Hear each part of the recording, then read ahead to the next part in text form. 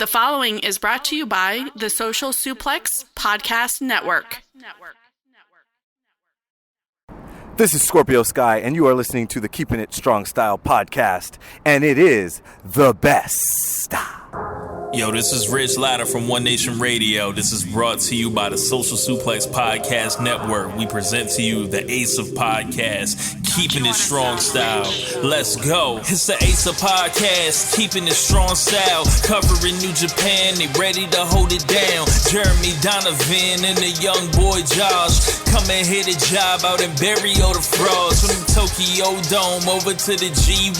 Social Suplex is the network where we can get it done. I'ma chill and let them have it, cause this is just an intro. Keeping the strong style, 6 stars from the get-go, boy. Yeah, from Tampa Bay to the Tokyo Dome, this is Keeping It Strong Style with your hosts, Jeremy Donovan and the young boy Joshua Smith. And thank you for listening. Welcome to Keeping It Strong Style, the ace of podcasts on the Social Suplex Podcast Network. Jeremy Donovan here with the young boy Josh Smith and Rich Latta from One Nation Radio. On today's show, reviewing the New Japan Cup Finals and Dominion, answering your questions and covering all latest news in the world of New Japan Pro Wrestling. You can support our show by subscribing to the Social Suplex Podcast Network on the podcast app of your choice and leaving a rating and review. You can also get all the podcasts and columns over at socialsuplex.com. You can check out our Pro Wrestling Tees store, ProWrestlingTees.com/socialsuplex.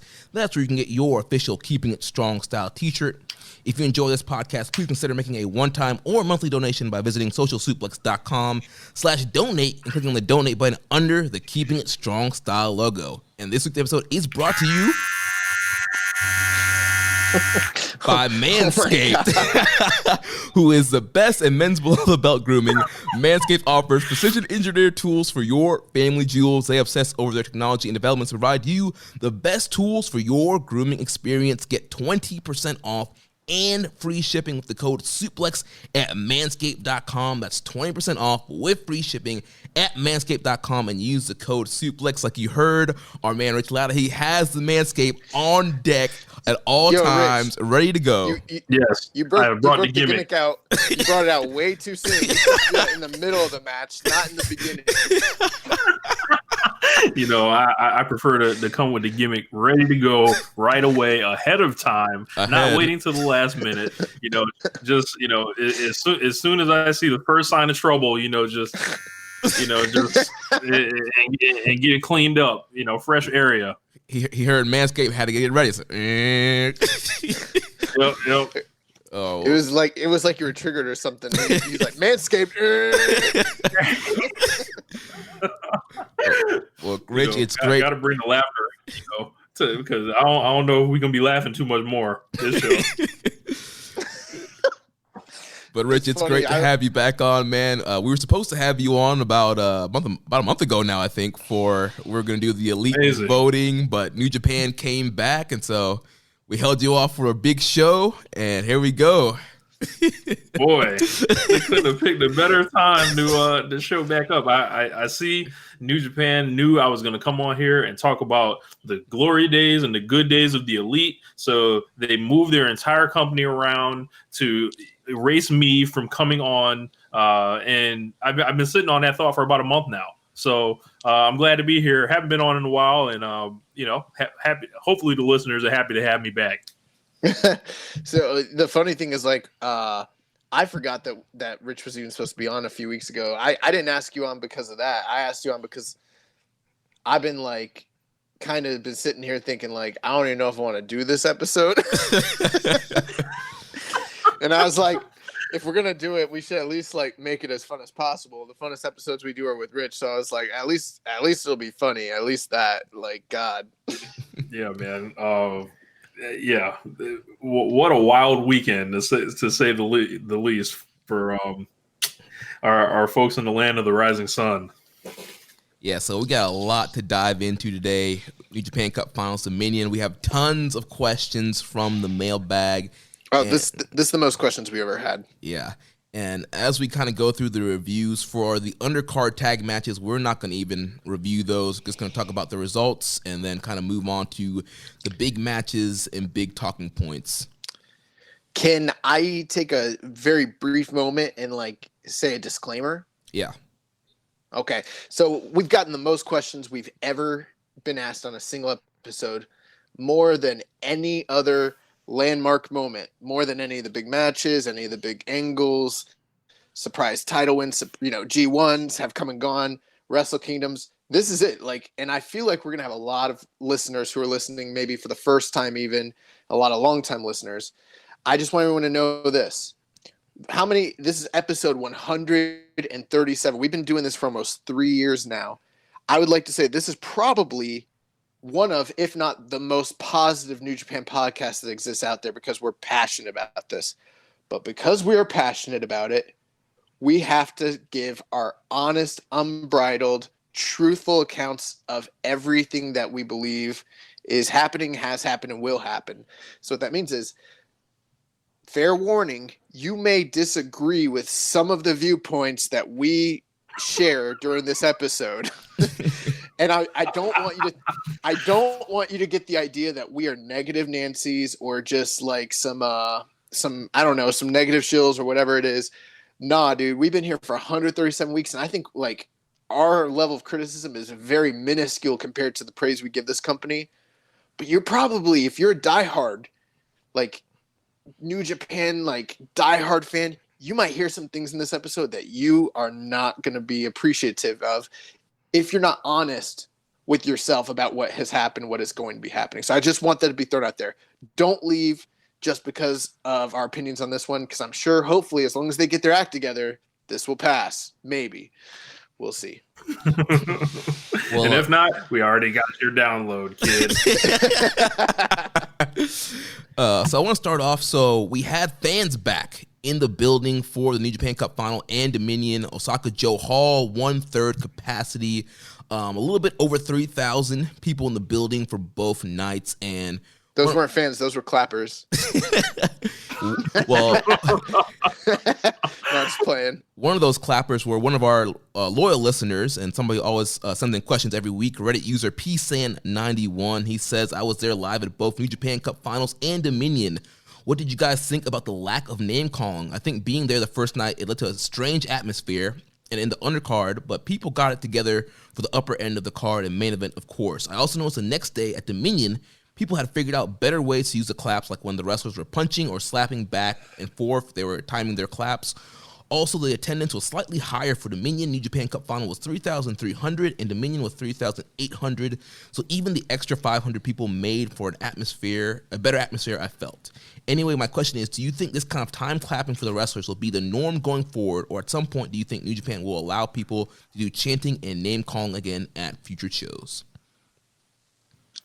I guess my thought on it is it's obviously a completely different atmosphere when there's people just clapping as opposed to emoting with their voice, whether that's yay, a nay, a boo, or a cheer. So it wasn't quite the same, but it was definitely a million times better than the banging of the boards that they do over the Performance Center. So they at least had that going for them. Yeah, it was a little awkward watching it because you would hear the claps, but then like nothing behind them. So I think every so often you would hear like a cat call or something one off, and that I would take the cat call as like a super sign of a strong reaction at this point. You kind of have to. I think eventually New Japan will get to letting fans call their names. It seems like they're way ahead of the curve, especially compared to the United States and how we're handling this thing. And they'll be back to normal before we know it. Yeah, I thought it was definitely better than playing empty arena and better than, PCers banging on the plexiglass. And I liked the second day, especially like during the Show and Shingo match where they were clapping with the chop. I thought that was cool and kind of added to the atmosphere of the match. And I can tell, man, they were struggling. Like, Kojima does his cheer, and normally they repeat after him, and Yano's trying to make people laugh. And I'm sure, like, people were so, like, tempted to, like, and go along and cheer with it. And I heard, like, on the second night, like, they made an announcement, like, over the PA, like, you cannot cheer, like, during this show. And so, yeah, that must have been really, like, hard and awkward to just, be at a show and just clap. But it definitely, I think it added to the show. It definitely was weird in some points. Also, you don't want to clap for a heel, so that that was a little bit awkward and left some dead silence. I mean, thought people would like stomp more or something, but I don't know. Yeah, I was gonna say, like, hats off to the company, for taking the initiative and enforcing that, and also congrats to the fans in attendance because they didn't step outside those parameters. I know for a fact in America, you literally could not enforce that rule. People would not listen to it. Like, there's a different culture right of free speech. Yeah, like that would never happen. Say something stupid like that. The only thing I will say though is like what you were saying, Rich. Like you were saying, it's gonna get back to normal. Like I hope it does, but I actually think with how cautious the company's been, there has been a slight uptick of cases recently in Japan, and I'm not saying that this will or won't add to that, but I think until like we actually see an eradication, I don't know how. I don't think they don't seem like they're playing games with this at all. Like I don't think until there's like an actual like. What's it called? Like a vaccine. I don't know if they're gonna be letting people cheer or not. Man, they're gonna have to give people like little devices as they walk in with like boo buttons and a cheer button on them, like a little keychain. And then everyone hits at the same time. It'll be like a boo.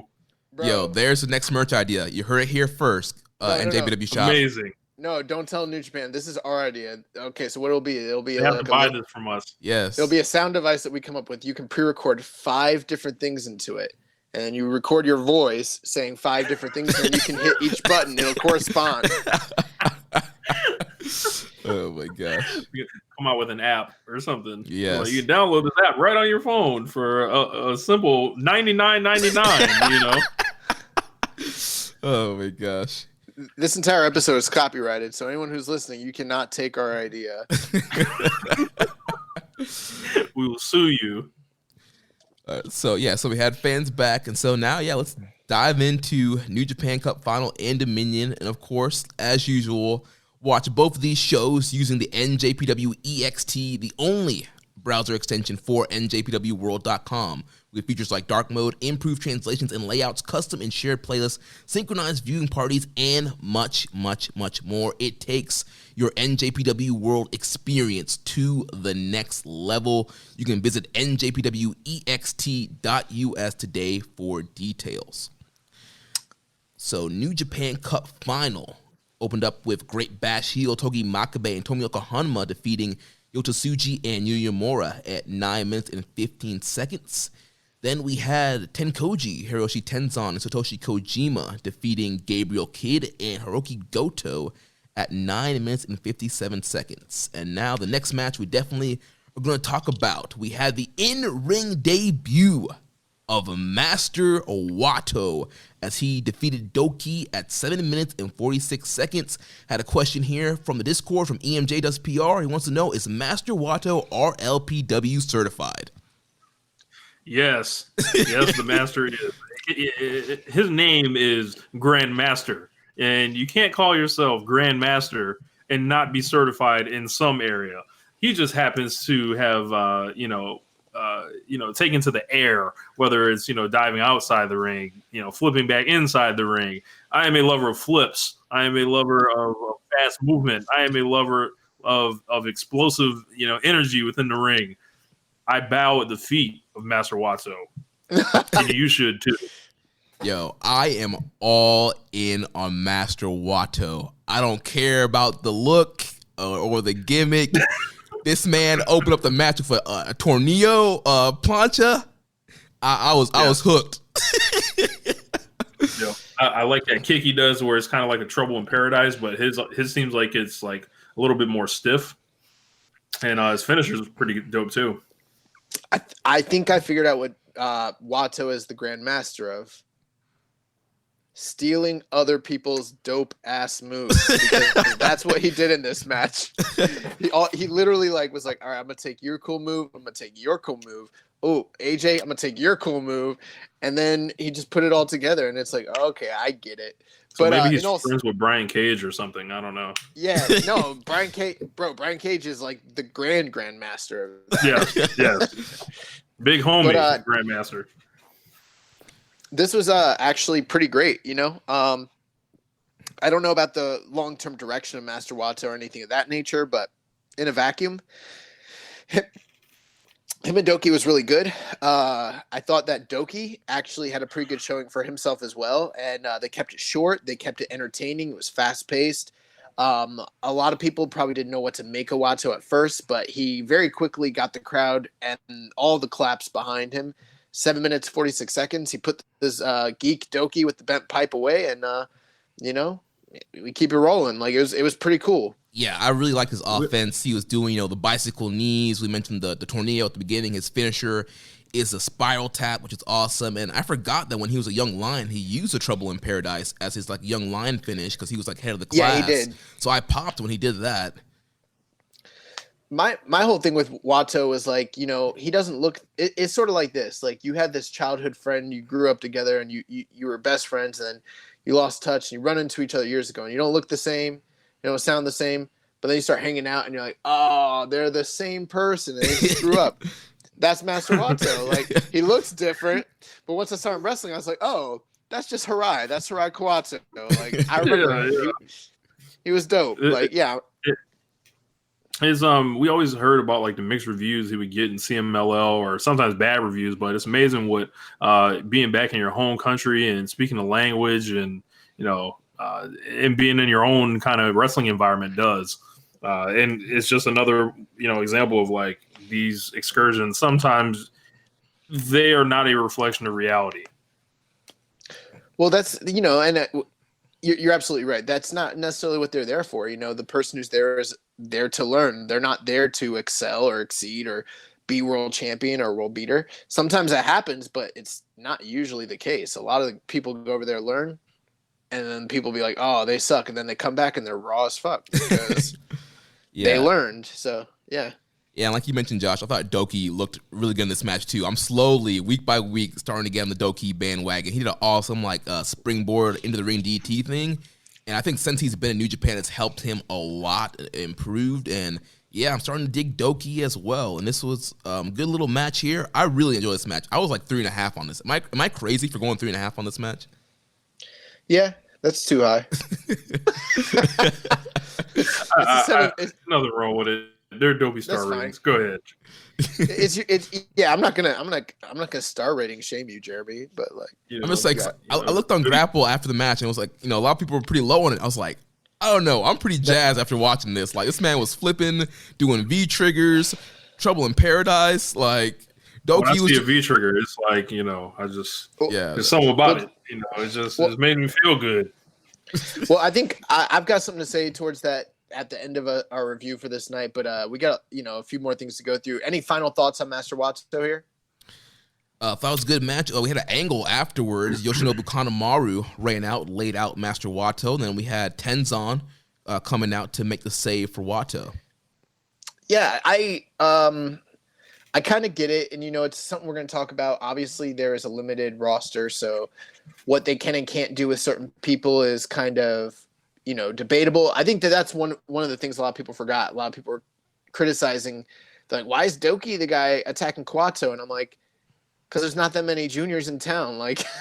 Yeah. you don't want to blow off every single angle. But should have had Hiromu come out there with him. Yeah, should have had Hiromu. It's well, then what? Right. But anyway, so they got Kanemaru. He's on deck next. I'm fine with that. The only thing I thought was weird, I was like, why Tenzan? I don't understand why specifically it was Tenzan. Maybe just because he's one of the dads and their relationship from the dojo. Tenzan does a moonsault.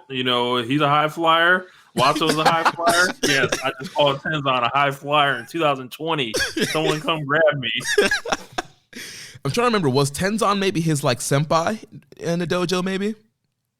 Yeah, but I mean that's always the case. All the dads are trainers in the dojo, right? But each of them usually have the one that they really kind of get behind and coach. I don't really remember who Hirai Kawato was kind of paired up with. I wanted to say it was Nagata, but I don't really remember. I do know towards the end they had him teaming a lot with Tanahashi, but I think Oka was more like Tanahashi's young boy, so I don't know. Yeah. But yeah, so that's what's happening. So Wato picks up a win and then he gets beat down and gets saved. So I'm sure some people didn't like that, but he looked good in the match, so we move on. Yep. So then after that, we had the Bullet Club team of Taiji Ishimori and Yujiro Takahashi defeating the LIJ team of Bushi and Sanada at 9 minutes and 20 seconds. Then we had a Suzuki-gun team of El Desperado, Minoru Suzuki, Taichi, and Zack Sabre Jr. defeating... Actually, Suzuki was not in this match because Suzuki was out with a fever. So my notes are all in there, but I think Kanemaru filled in there for him. But anyway, they defeated the team of Tanahashi, Ibushi, Taguchi, and Nagata, 12 minutes and 43 seconds. Then we had the LIJ team of Hiromu, Shingo, and Tetsuya Naito defeating the Chaos team of Sho, Tomohiro Ishii, and Toru Yano at 15 minutes. And then that brings us to the main event of the evening, the finals of the 2020 New Japan Cup. Evil defeating Kazuchika Okada at 31 minutes and 50 seconds. Yeah, so I mean, there is a part of us that's like, I guess we could take the victory lap because we said he was going to win last week, but I don't really wanna. Oh, like, man. You know, it's like those dudes in that movie, The Big Short. They all predicted that like the stock markets were going to crash, and then when it happened, like they all felt bad about it. That's how I feel. I'm like, we knew this was happening. We couldn't do anything to stop it. Like, sucks. Rich, what do you think about this match? I thought this was so boring. This was like all the cheating, all the fuckery, 31 minutes. And I don't even know if I would have given this match 3 stars. And Okada's match length is out of control. It's a sickness at this point, especially with like Evil here. There's no reason for Evil to be going 30 minutes, especially after this weekend. And we're going to really, bring the pain to him in the Dominion match. But I thought this was horrific. Like as far as a New Japan Cup final, as far as a final of a major tournament, I thought this was well beneath the level that we expect. I thought Okada's like that the Cobra Clutch move he does, it's got to go. It's not getting over. You're not going to make fetch happen. I thought this was just terrible in so many ways. Like all the interference, like go to hell. Like that's what this match was. Yeah, so Evil versus Okada, they've had, I don't know what, this is their 5th match at this point, 4th match, something like that. They had the one, really good match in the G1 years ago, and then after, but aside from that, I don't really think I've ever really enjoyed any of the subsequent matches they've had with one another. And that's one of the reasons why I thought it was even questionable to have Evil in this position in the first place, because I don't think he's of that sort of caliber of performer, that sort of standard, and I don't think these two guys have good chemistry with one another, to be honest with you. The match was overly long. They could have told the story that they told in a much shorter period of time. I was kind of okay with the cheating. It's just, I think there's a way to do the cheating with, to actually be effective. We have a lot of examples of it in New Japan with other teams that do it better than it was done in this match. And, ultimately it was really slow. It was really slow. It was really boring.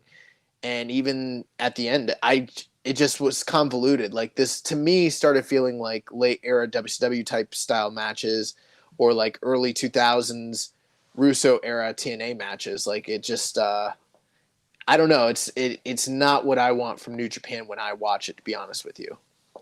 Yeah, I agree with both of you guys. Obviously watching the whole tournament and reviewing it, we saw the path that Evil was going, the story they were telling of him progressively cheating more and more in each match. So I was, going through the match, I was expecting the cheating, but it was just kind of egregious to a point, and I get it. He's evil. He's a heel. He's going to cheat. But like you were saying, Josh, I think there are better ways and more creative ways to cheat in 2020 than what they're doing here with Evil. We talk about it all the time, just how bad they make Red Shoes and all the referees look with just how much cheating goes on, and like why is Evil like the only guy allowed to do chair spots in his matches and not get disqualified? Like, what's the ruling here? Like, I just want him to kind of come out and just be like, there are no DQs in IWGP title matches in main events, because like at this point it's ridiculous. Was he doing chair shots inside the ring? Well, he did the Darkness Falls on the chairs. Regis might have been down at that point, but all throughout the tournament he did the baseball chair spot on the outside. On the outside, yeah. That I think that was probably the one moment, now I'm thinking about it, where the match did pick up, is once the ref bump did happen and they did the Darkness Falls and all the chairs. Like, that was kind of cool, but a lot of this was just too much for me, honestly. Yeah, I thought it was way too long. To your point, Rich, the Cobra Clutch, I'm not digging it either. And it's like Okada's closing sequences are like built on like the great like Rainmaker counters, and you lose all that when he's trying to do this Cobra Clutch thing. Yeah. You know, my feelings on the Cobra Clutch are this. If you think about the great submission holds of all time, they're usually done in one of two ways. Either there is a lot of theatrics to tell you that we're about to put on this finishing hold. You know, you think about Rick, and he grabs the foot and he struts around and he does the woo, and then he does a spinning toe hold, and then maybe he gets it, you know, or you have that from out of nowhere ones. So the ones where it's like he could catch you like that. You know, you think about Daniel Bryan catching someone in a yes lock, or, you know, Chris Benoit catches someone in a crippler crossface. Like those are two. Yeah. But yeah, I guess. But with like Okada just kind of like meanders into it. It's like very slow. He just grabs it, and then they sit there, and there's not a lot of theatrics to it. And I think the move actually looks really cool and could be done well. It sounds weird to say like Okada doesn't do something well, but like there's not a lot of good psychology behind it. He just sits him down on the ground and then just squeezes, and then the other guy just doesn't sell. Like, the guys are not selling it very well because they don't know what to do. Like, it kind of sucks. It feels like it's something that should be done in the first 5 minutes of the match rather than the last 5 minutes of the match. Yeah, it feels like a rest hold. You could get it over if like Okada, like maybe like if he spun them into it like a Rainmaker and then locked it on, and then maybe like once they're down, they're like flopping their arm around, either that or they just go straight out. If he locks it on, like how many times have we seen Zack Sabre just sleep dudes with like a triangle choke, you know, completely, and then you're like, oh shit.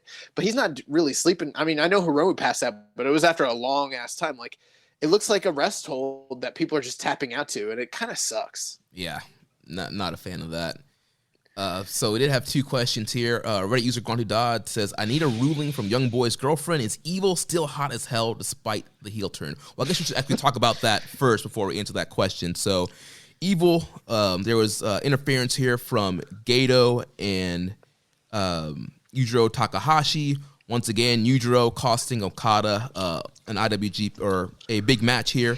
We know when Yujiro first came in Bullet Club, he cost him the match against AJ, and Evil was able to take advantage of that and, you know, did the crotch stomp and eventually hit the Everything is Evil STO to get the pin. Evil then calls out Naito after the match, and Naito said it would be two members of LIJ in the title match and offered Evil the LIJ fist bump. Evil puts his fist up, turns it into the Too Sweet, and then lays Naito out with the Everything is Evil. Then you had the rest of Bullet Club making their way to the ring. Evil stomping on Naito's LIJ hat and stomping on Naito. Evil doing the Too Sweet, and then Shingo, Hiromu Bushi, and Sonata all ran down to make the save. Bullet Club bailed, and Evil poses with the Too Sweet in the Bullet Club. What do you guys think about that closing angle? Well, I've got thoughts on the angle. Before I do that, I got to criticize some of the things that you just said here. You said the Bullet Club came down, but you didn't do a finger quotations, and you didn't say quote unquote. You need to be like the Bullet Club, quote unquote, because we all need to know that that ain't the fucking Bullet Club.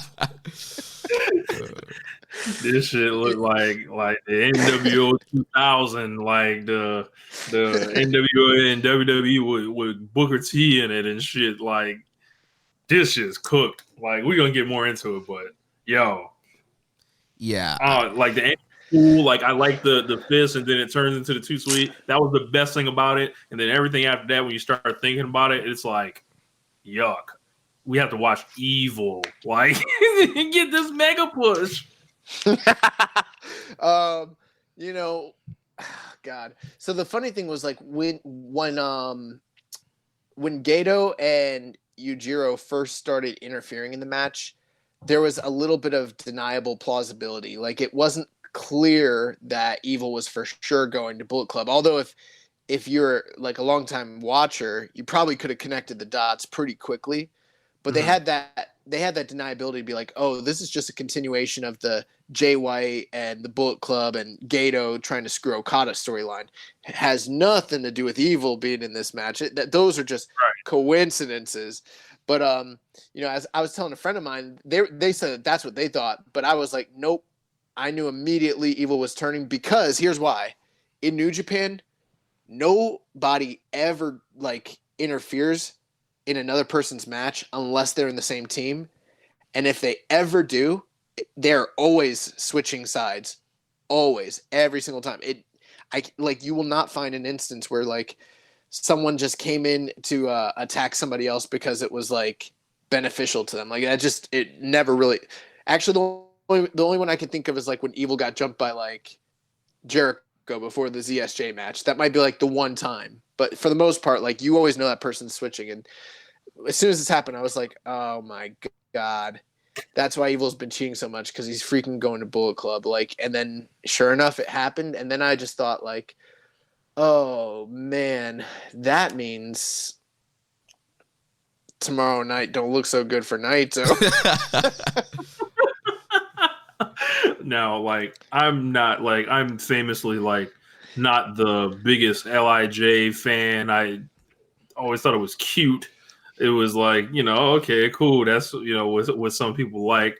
But like, you got an LIJ shirt. I do. I do have an LIJ shirt. Correct. I'm like, yeah, you know, it's cool, but you know, to me, it was never like, you know, it wasn't the elite, like, but like like seeing Evil, like I've heard people say, well, yeah, it makes sense for Evil because Evil was the first guy that was with Naito to turn on him. Yeah. He's the worst guy in the group. Like, no, he's not. Bushi's like, there. Oh, excuse me. Bushi's there. Sorry, little junior Bushi. But when I'm staring at Shingo Takagi and Sonata's kind of sliding for me, but Hiromu Takahashi there, I'm like, I don't care about you, Evil. And then Gato is determined to make this Evil thing happen, and let's keep going. And you know, we're setting the stage here. Yeah. So I will say I did like the execution of the turn, like you mentioned, Rich. I thought, you know, the turn, the fist bump to the too sweet was cool. I like the whole camera work and just like the whole setup of the whole post match angle. I thought came off really well. It was pretty weak seeing what's left of Bullet Club that's in Japan kind of coming out and celebrating with Evil. And I'm totally fine with Evil turning heel and Evil leaving LIJ and turning on Naito. I'm fine with that. But personally, I feel like Bullet Club is too bloated. I would have thought this would have been a good opportunity to give Evil his own stable and try to do something else in that direction. But I understand, obviously, the top, you know, the heavy hitters of Bullet Club are not there. They look super weak right now. They want to try and inject some juice in it because we have no idea when we'll see Jay White, Kenta, or GOD, Fale, any of those guys in the near future. So Jeremy, you're way off base here. See, like, you don't understand the brilliance of Gato's booking here, because the whole reason they're doing this is because those guys can't be here. So this is the perfect opportunity to take a chance on a guy like Evil who's so popular. And guess what? When he comes back, we're going to have this incredible Civil War storyline. Oh, hold on. And you just don't see it. You don't see how good this is going to be. And you're talking about him having his own thing. He's going to have his own thing, obviously. Don't you get it? God, it's like you've never watched New Japan before. Dude, that's what people are fucking saying, bro. We're gonna get to Civil War in a second. Before we get there, so now they want to book Civil War, huh? I seem to remember the energy was different this time a year ago or 2 years ago. Oh, okay. I guess what I felt like when this all was happening, I agree with you, Jeremy. I just felt like, dude, okay, I agree with you. I'm fine that he left Naito, even though I don't think he's the guy that should be getting pushed for the mega push out of the group at all. I'm fine that he turned heel. I'm also somewhat okay with them giving him a push because he's probably deserving of it to some degree. Maybe not the level of push they're giving him, but I do not like the idea at all that along with this giant push, that he is a member and maybe even a leader of the Bullet Club. That just doesn't sound, look, or feel right. In fact, it makes me feel kind of sick if I'm being dead honest about it. Like, it sucks. Yeah, not. But I would have been fine if they'd done something new, fresh, and exciting. Because then at least I could say, okay, maybe we can see where this is gonna go. But it's like the Bullet Club again. That started this is 7 years old. It's more than half a decade. What the fuck is going on? Why are we still doing this? Like this brand, like the Bullet Club, is so far removed from its peak now, and it's like they're kicking the tires on this this old concept, the cheating, I just think they're afraid to lose the merchandise. But I'm like, ain't y'all lost enough of the merchandise already? Yeah. So we'll see. Yeah. So we'll talk about some more as we get to the Dominion main event. But yeah, 2 questions here. So do I need to answer if Evil's hot or not? Yeah, Grumpy Dots wants to know, does your girlfriend think Evil's still hot despite the heel turn? I believe he said hot as hell, and I just hot as hell. She never said hot as hell. Like he's putting words in her mouth, and I don't appreciate that, Grunty Dodds, whatsoever. Well, when the hot as hell is Josh. You know. But I texted her and asked her. She said, yes, Evil's still hot. She's like, I'm not liking the new outfit because it hides his physique. So apparently he's got a good physique. But I'm really digging the bad boy image now. Still think Naito should have retained, though. A bunch of baloney. And Evil out here looking like Xena the Warrior Princess. Yeah, we'll get to the look in a second. And then question here from Reddit user Bravo Tango Zulu says, what happens to the junior tag titles and the never 6-man titles? So we'll talk about the junior tag titles a little bit when we talk about Sho and Shingo. But for the never 6-man title, so currently the current champs are Evil, Shingo, and Bushi. So yeah, I'm guessing they're gonna have to vacate them.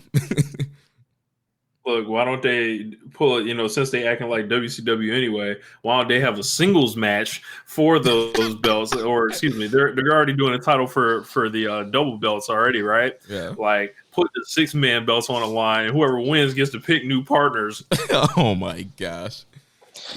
I wouldn't be surprised if they either say Evil's no longer in the group, so we're gonna go Freebird rule with it, and maybe just Sonata can just, or Hiromu or whoever can just, or Bushi. I don't even know who the partners are, but the odd man out can just jump in and be the new partner. Or you know what idea I kind of like, if they're gonna keep doing this war between Bullet Club and them, what if Evil's I'll get 2 of my buddies, y'all grab one of your buddies, and then we fight for them, see who the real champion is. And then the team that wins gets, ownership, I guess. Yeah. So it'll be Evil, Gato, Jado against Shingo, Hiromu, oh my gosh, Gato and Jado. Gato does a job. Oh my gosh. That sounds about right? Yikes. Yeah. The Bullet Club, Gato and Jado. Why don't they just throw them belts in the air like Naito did? Seriously. Throw them shits. They could do what Scott Hall didn't. Throw it in the. You broke up there. Throw it where?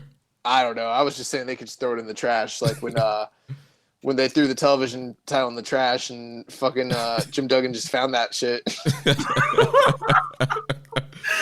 Oh my gosh. So before we move on to Dominion, we got to talk about our contest winner. So we ran our New Japan Cup contest. Thank you for everybody who entered. A lot of good brackets that went in there, but there was only one man who walks away with the crown and who's our contest winner. Reddit user Foley Smokes only missed one match out of the whole bracket. He predicted an Evil Okada finals. He predicted Evil winning. The only match he missed was the Taichi Sonata match. He had Taichi over Sonata and Taichi going into the final four, but that was literally the only match he missed. Got everything else right. So Foley Smokes, I will be following up with you on an email to get your location, your shirt size. You get a Keeping It Strong Style shirt and a New Japan shirt of your choice from Pro Wrestling Tees. So congrats, Foley Smokes, and thank you to everybody who entered. It's Goalie Smokes? Foley Smokes, like Mick Foley. Listen, Foley Smokes, if we find out Gato. Yeah, if we find out your location is Tokyo, Japan, bro, I swear to God. This man Gato. If we find out you work in the New Japan office, and we know the New Japan office is listening. This man Gato jumped in the Reddit, joined our freaking contest, and then threw one match off on purpose to throw us off the scent, like we wouldn't recognize that it was Gato. Exactly, like you think we're rookies. This is Strong Style bracket. How come we only got one bracket with Evil winning? One bracket. Well, actually, we did have another bracket that had Evil winning. Shout out to Imp from LOP, but Imp did miss a few more matches on the way to the finals. Imp missed, I think, like 4 or 5 matches on the way there, but he still wound up with an Okada Evil final. But he just missed a few, so he was off by a few wins there. But Foley Smokes is the one that takes it here. Yeah, I mean, Congratulations. that's crazy. Yeah, that's awesome. There were a ton of Okada Sonata brackets that I just threw away. I threw mine away when Tanahashi lost. I threw mine away when Gato lost. I mean, did Gato really lose? He was it seemed like he was ahead. Nah, he's about to. You guys already know. He definitely lost. All right, let's talk about Dominion now. So we opened up with Ryusuke Taguchi, Satoshi Kojima, and Yuji Nagata defeating the team of Gabriel Kidd, Togi Makabe, and Tomioka Hanma. Oh, actually, there was something I want to say real quick about New Japan Cup Final. Mm-hmm. You go online, and if you do a search, especially on Grapple, 7 matches on the show, New Japan Cup Final, every single match, 3 stars, average rating across all users. So you're telling me basically that a 31-minute, 50-second New Japan Cup Final is rated the exact same rating as Master Wato and Doki at 7 minutes and 46 seconds. So, Jeremy, maybe you're not that far off when you said it was 3.5 stars. Because I mean, a 3-star 7-minute match sounds a lot better than a 31-minute 3-star match. That's all I'm gonna say. Yeah. And also, I don't disagree. My match of the night, surprisingly, was Great Bash Hill against Tsuji and Nomura. I like that match a lot. 9 minutes, they got in, got out, told a good story. 3 stars. I'll take that any day than over the Evil turn and Okada trying to choke him out with this stupid bro. Come on. All right, that's it. That's what I want to say. On Cage Match, that main event is like a 5.6. That's disgusting. Let Kenny Omega have done this shit. Oh my God. Go ahead. Yeah, so Dominion opened up. We had Ryusuke Taguchi, Satoshi Kojima, and Yuji Nagata defeating Gabriel Kidd, Togi Makabe, and Tomioka Hanma. Then we had LIJ in action, Bushi, Hiromu, and Sonata defeating the team of Tomohiro Ishii, Toru Yano, and Yota Tsuji. Then we had Suzuki-gun, Doki, El Desperado, and Yoshinobu Kanemaru. They defeated the team of Tenzan, Master Wato, and Yuya Uemura. So clearly we're seeing more of this Wato versus Suzuki-gun rivalry kind of brewing here, and I'm sure at some point Master Wato will get his hands on Kanemaru. Yeah, the big story after the match was over was how they continued to beat down Master Wato at the end of the match, and Tenzan kind of had to come to his aid again. So a continuation of that story, definitely. Then we had Bullet Club, Taiji Ishimori and Yujiro Takahashi defeat Hiroki Goto and Kazuchika Okada. Yujiro Takahashi, the Tokyo Pimp, pinned Hiroki Goto. The G in G1 is not for Goto. The G is for geek. because Goto is officially a geek. He's done. He's washed. Get him out of here. This man just got pinned by Yujiro Takahashi. What is going on? And Yujiro rolled Okada in the ring, DDT'd him, and stood over him like the Ultimate Warrior at fucking WrestleMania 7. It was like, and laughing and he-heeing with Gato in the background, like, what? No, like what universe is this? I'll tell you something. Yujiro can have a better match than Evil can. Well, I'm fine with the Yujiro push. Like, Yujiro's been lazy over the past few years, but like Yujiro can actually wrestle a lot better than Evil can, and he brings Peter out to the ring. So I'm fine with the Yujiro elevation. I don't care. Yeah. Yes, this is what we all had down. January 6th, the night of New Year's Dash. Yes, we can't wait for Yujiro to get some focus. Listen, 2020 is the year of No Limit. Naito had to descend in order for Yujiro to ascend. That's what needed to happen. Hey, Naito been descending for a long time. And everybody's been realizing it, and I've been telling them, but we're gonna get to it. So up next, we had a great matchup here for the never openweight title. Shingo Takagi defeats Sho at 20 minutes and 7 seconds. Gentlemen, what were your thoughts on this never openweight title match? I thought this match was really great. I thought it was a good story. I thought that Shingo and Sho, obviously they have so much chemistry and such great history with one another. I do think that the crowd not being able to openly chant and shout detracted slightly from my enjoyment of the match, but it wasn't like completely detrimental. I mean, obviously we just saw these guys have an empty arena match. Ultimately for me though, I will say this, the lofty standard that these two guys have set with one another over the last two matches is so high that when they have a really great match that doesn't live up to expectations, it does feel slightly disappointing. And that's almost laughable considering this is probably the best match of the whole entire weekend, by far.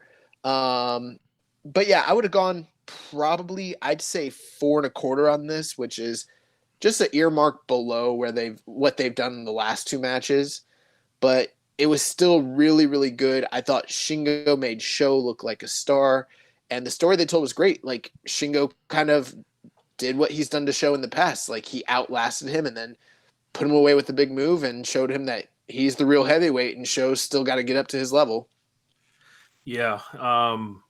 Sho and Shingo have, I don't know whose idea it was the second they came in the company that it was like, yo, we're going to make sure this shit builds up for the first time to where it jumps off at Best of Super Juniors. And they're literally starting it in tags. And it's just like, I don't know who knew that they would have this chemistry. But I'm glad they figured that out. I don't think this was their best match. I'm on the same page as you, Josh. I kind of find it hard to like really focus in on it, but this was still really good. I was probably still go 4.25. But I mean, you look at the rest of the show, and maybe I should like not complain. Yeah. This was my match of night, match of the weekend. I love this match. I will agree. It wasn't on. It's weird because I gave it the same rating as the New Japan Cup match, but I don't know. I thought there were two different matches. I think the difference was with the New Japan Cup match in the empty arena, they just kind of went from the get-go. They ran it as a bell rang. They were charging at each other. It was right. They knew in the empty arena, like, we just got to go for it. Like, we don't have time to kind of build our match in a traditional type of way. But what I liked about this match was with the crowd, they did not immediately, blitz each other like they did in the last match. They kind of started off with, the shoulder tag kind of test, and they kind of built gradually to some of the bigger spots they did, which I really liked that kind of change of pace for this matchup. And yeah, I like this match a lot. I thought Shingo's selling was amazing. And, what Shingo we talked about, normally he goes into his matches very confident, very cocky. And this match, his confidence was shattered a little bit with Sho defeating him in the New Japan Cup and Sho, getting the best of him in a lot of those angles. So it wasn't quite the overconfident Shingo that we're used to seeing. And I felt like Sho was the one that was overconfident in this match and was, trying to use that to really take the edge to Shingo there. And yeah, I thought, a lot of great strikes. Like we mentioned earlier, I like the crowd clapping with the strikes that they were doing. Thought Sho's German suplexes were great. His knee strikes were great. I popped at the spot where Shingo kicked out of a big lariat that on one count that Sho did. So yeah, a lot of great spots like that. A lot of great counters from like the Made in Japan and their shock arrow. And yeah, eventually Sho kicking out of the pumping bomber at one was great as well. A lot of great spots here. And eventually it came down to Shingo. He hits a GTR, which was kind of weird. And then he hits the Last of the Dragon and gets the win here. Yeah, I think with this match, it just it had a really great pace. It just told a different kind of story than the other two matches told. And you did a really good analysis there, Jeremy, just kind of detailing the difference in attitude and approaches between these two guys, which kind of told the story. I think one of the biggest things is we've talked about how during the empty arena period, people have kind of had to try to find different ways to work matches. And then we kind of I've noticed anyways, that on both of these two shows, a lot of the wrestlers, I think they just kind of assumed, well, the crowd's back, so we can just go back to doing what we used to do, not taking into account that the cheering's not there. So the reactions, even though there's an audience, it's still not quite the same thing as what we would have had, back in February. But I think of all the matches this weekend, Shingo and Sho were the ones who were able to kind of draw that audience in and kind of get the reactions that you would want from a crowd who are only limited to being able to clap, if that makes sense. Yeah. Right. We did have a question here from Reddit user Rambo and Slam Pig. Sho and Shingo have amazing chemistry and their matches are show stealers. How long do you think we will have to wait until their next encounter? Well, I would say not counting tag matches, because these guys run it in tag matches literally like all the time. Maybe G1, hopefully, depending on how the G1 shapes out, Sho might potentially have a spot there. But if that's not the case, it might be a while. Yeah, I was thinking the same thing, Josh. Like the G1 is in October. So who knows if the foreigners can't get in the country, I would probably say it would be a lock that Sho at least get a G1 berth, and then you roll the dice on getting these guys at the same block. I don't know, man. They might say Tenzan, they might need to call him into action. Usually Nagata may have to go back on his word and compete for the great trophy. Bring Nakanishi back, Isuka. Oh my gosh. The granddad won. The granddad won. The G stands for granddad. Oh my god. They need to call it the G4 because it's the fourth generation's G1 this year. Yes. Gonna show these kids how to work.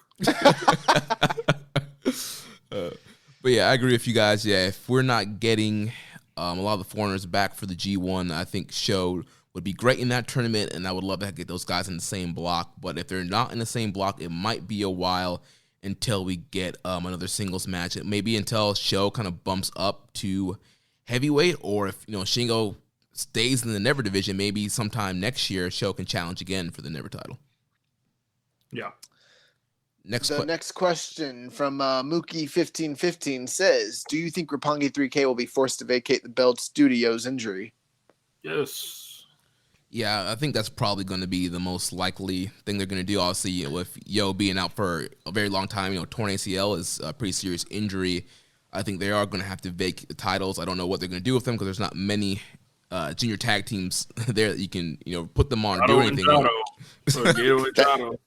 That don't mean they got to vacate the titles. They could just be champions. They could. Yeah. You know what I hope they do? Remember in WCW, there's a couple times where people's partners were out, so they just let someone else join the team defend the belt for that. Sting and Booker T teaming up. Yeah, Sting and Booker T. That's what I was thinking of. They need to just let someone jump Taguchi and Man, Sho Taguchi and Sho partner every night. Oh my gosh. This man, that's what they need to do. This man Yo comes back and he's finds his partner teaming with Taguchi.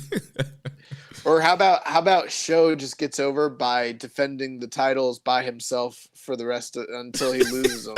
Yeah. Handicap. Oh my gosh. He's like, I will not be vacating these titles. I will defend them. I will take on all comers. Jado, Gato, Kanemaru, Dusty. Oh my gosh. Next question here from Dan Coffin. With Yo out long-term due to injury and Show starting a strong singles run, what do you see happening with the junior tag titles? We just kind of talked about that. So Show going to put them both together and wrap them both around his waist. Double champion.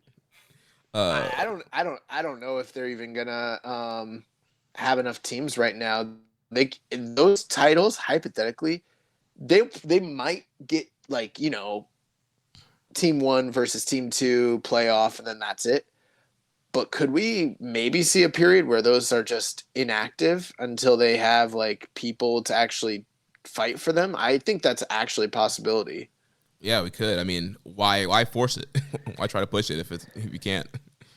Drop that shit back to Despy and Kanemaru. Yeah. I'd be cool if they let some of the young lions fight for those titles. Yeah. Like Umora and Gabriel Kidd or something like that. I don't know. Yeah, that'd be pretty cool. One other thing, since we're kind of on the subject, I think this then to Roppongi 3K. Yeah, I think when Yo comes back, I think they're going to split up. Yeah, I think they had a storyline in place, and I think obviously at some point we're going to see these guys interact once again. But this just might be fate dealing us an unfortunate hand where we don't get to see the breakup storyline play out.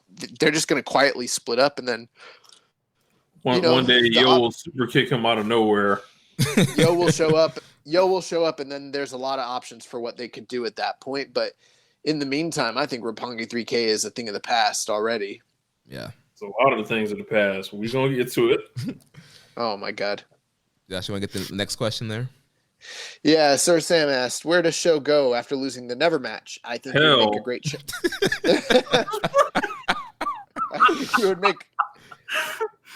I think he would make a great challenger for the junior strap, but it looks like Hiromu is going to be doing other things. Yeah, I mean, I think he answered his own question. I mean, I think a Show Hiromu matchup down the line would be good, but also we'll talk about what Hiromu is going to be involved in later. But yeah, I think right now, Show, you kind of rebuild him in the junior division. He can face off against the juniors that are there, get some wins, and eventually build up for a junior title match.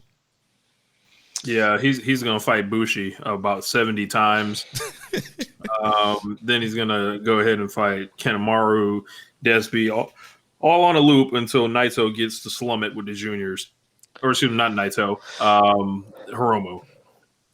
Yeah, I mean, maybe that's one one of those things. Match.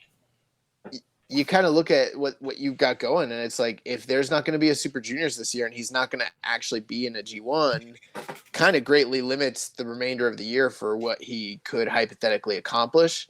Right. But I mean, he's a junior; he's not going heavyweight, so I imagine he's going to stay in the junior division. I don't know if he's going to be able to. I don't know if there's enough opportunity for him to capitalize off the goodwill of what he did in this tournament. In the short term, I really don't. Unless there's another one of those tournaments for him to jump into. I mean, he might not get another chance to do something significant till say next year, honestly. Well, he has to be on the lookout for one person. Master Wato. Hey. The way to the Grandmaster. Yeah, I mean, I don't know. That's true. Before we move on to the next match, after Shingo defeated Show, we did have a post-match angle here. Desperado came out and attacked Shingo in the aisle and held up the Never title. Actually, I think he stole the Never title. He did. There was a Twitter post, or maybe it was an Instagram photo. I don't know, but Despy basically shared that he took a photo of the Never title backstage, implying that not only did he beat this man with his own belt, but he stole his belt too. Yeah. Dude, I'm all in on Desperado versus Shingo. This is something that we've been wanting. A heavyweight to actually defend the Never Openweight title consecutively against junior heavyweights, making a true openweight division. So I was down with the Show match. I'm down with the Desperado match. Desperado is a great worker. I think him and Shingo will have a hell of a match for that title. Yeah. Bro, if anything tells us what Despy can do, based on the Ishii match, you get Shingo who's younger than Ishii. This is going to be a banger. Think about how smart this is. They had Shingo in the junior division.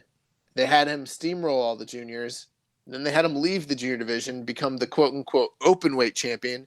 Mm-hmm. And then they said, well, what are we going to do with him? Well, I liked when he was beating up them juniors. Maybe we could do some more of that. Yeah, we can beat them all to him again. That seemed to work really great the first time. Why don't we just do some more of that? Yeah, people will like that. They'll say we're progressive for giving the juniors an opportunity to get beat by Shingo. Yeah, I can't wait for that match. That match is going to be great. So now we move on to the next matchup. We have the IWGP Heavyweight Tag Team titles on the line. Dangerous Techers, Taichi and Zack Sabre Jr. defeat the Golden Aces, Tanahashi and Kota Ibushi, 28 minutes and 43 seconds. What do you guys think about the big matchup here and the big title change? I thought this match was very enjoyable. I guess my biggest feelings are this. I see a lot of praise getting thrown on Dangerous Techers and, Golden Aces. And it's something that we kind of thought would be good. I think it definitely delivered on that, but I don't think it's as high as a lot of the praise I'm seeing out there. I'm seeing people throw super high significant star ratings on this. My feeling was basically this. This was a match where the first 2/3 of it were, I would say, pretty regular, like pretty average, like nothing bad, but just a good tag match. Probably in the same ballpark as what Golden Aces did with GOD back in February. Then the last third of this match is maybe some of the best tag team wrestling that we've seen since like the Golden Lovers were here. Like, it was that high caliber.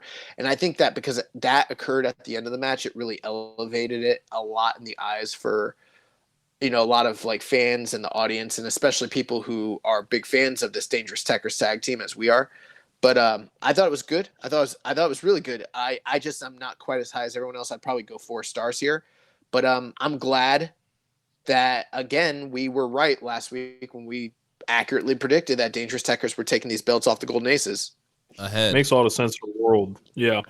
I like this match a lot. I thought this was the credibility that Taichi built all throughout last year. You lay the groundwork and then you elevate. Like, that's how you do it. And this is a kind of earned belt for both Taichi and Sabre. We knew Tanahashi and Ibushi weren't long for the belts. Like, that's kind of something to keep them busy. But these guys can, kind of use it. And, there's a lot of baby faces to fight. You can always team up, some people from Chaos. You can team up some LIJ members for them to fight. You can do a couple different things. You can do a rematch. But I like this. I thought it was aggressive, and I thought, there were a lot of cool spots and good tag work here. Yeah, I also really enjoyed this main event. This was my second favorite match of the weekend. I went 4.25 on this match, and yeah, I thought it was well built. Yeah, it did kind of start off like a normal tag team match, but I think it built well to the ending of the match, and I thought we saw a lot of cool double team maneuvers from both sides, from both teams. I think Tanahashi and Ibushi they tried to look like a double kind of like sling bait kind of move, almost like a double final cut. A lot of great kind of back and forth there, and I just think both these teams just work really well together, and each partners kind of have good chemistry with each other as well. And man, the closing sequence, the closing of the match was just heart-wrenching, man.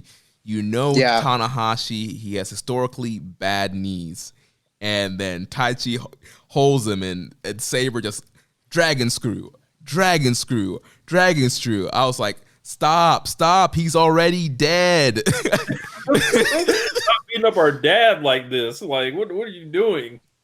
Yeah, man. Yeah, I really enjoyed the close because, the match, it had its fair share of like, cheating and shenanigans, things of that nature, but it all had its place in the story that they were telling, and it didn't actively detract from the action that was going on.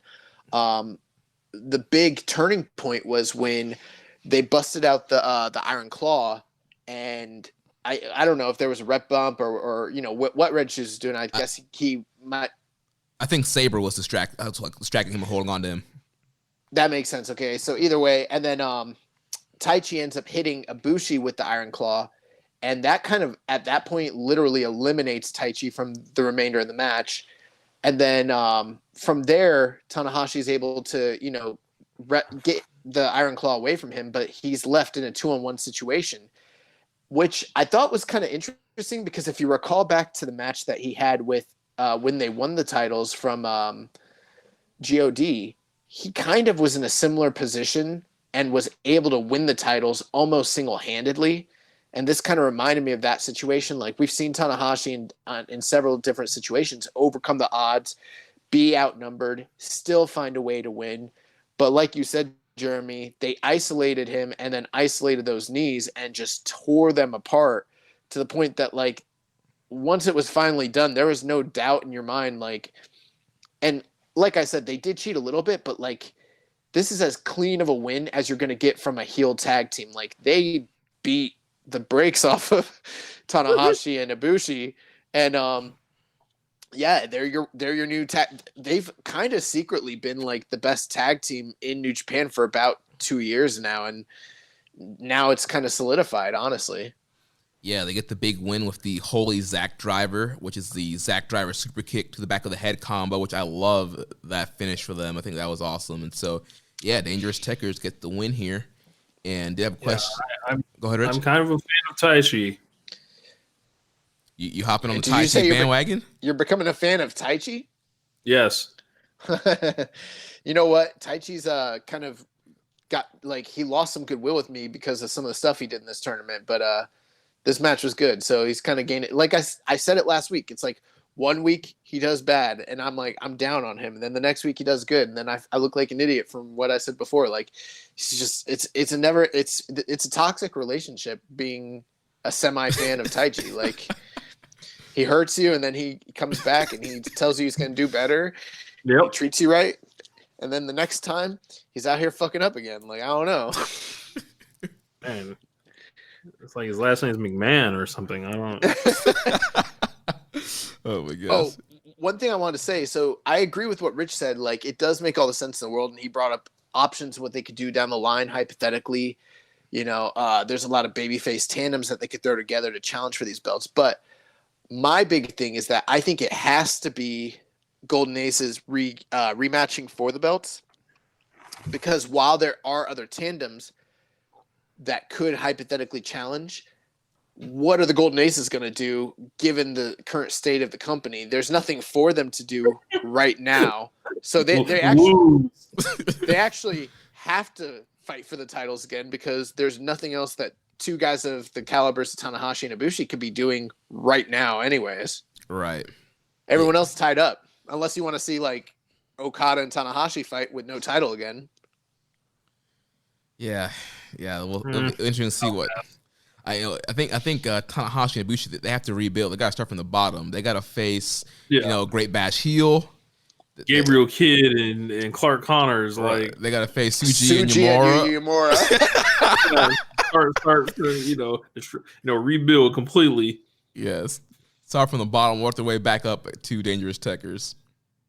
We will import the Brooklyn Brawler for you to face.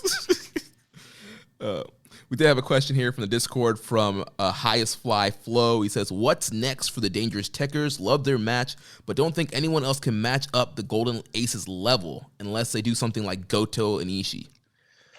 Well, I pretty much laid out why I think it's going to be the Golden Aces next, but I like that idea of Goto and Ishii. What are some other tandems that you guys think might potentially be good challengers down the line? I mean, we're on a limited roster. I don't know. You can do Okada former tag team with somebody. Yoshihashi, but he's out. Ah, that's right. So who could he team with? You can do Okada and Ishii. No, that's too overpowered. Super team right there.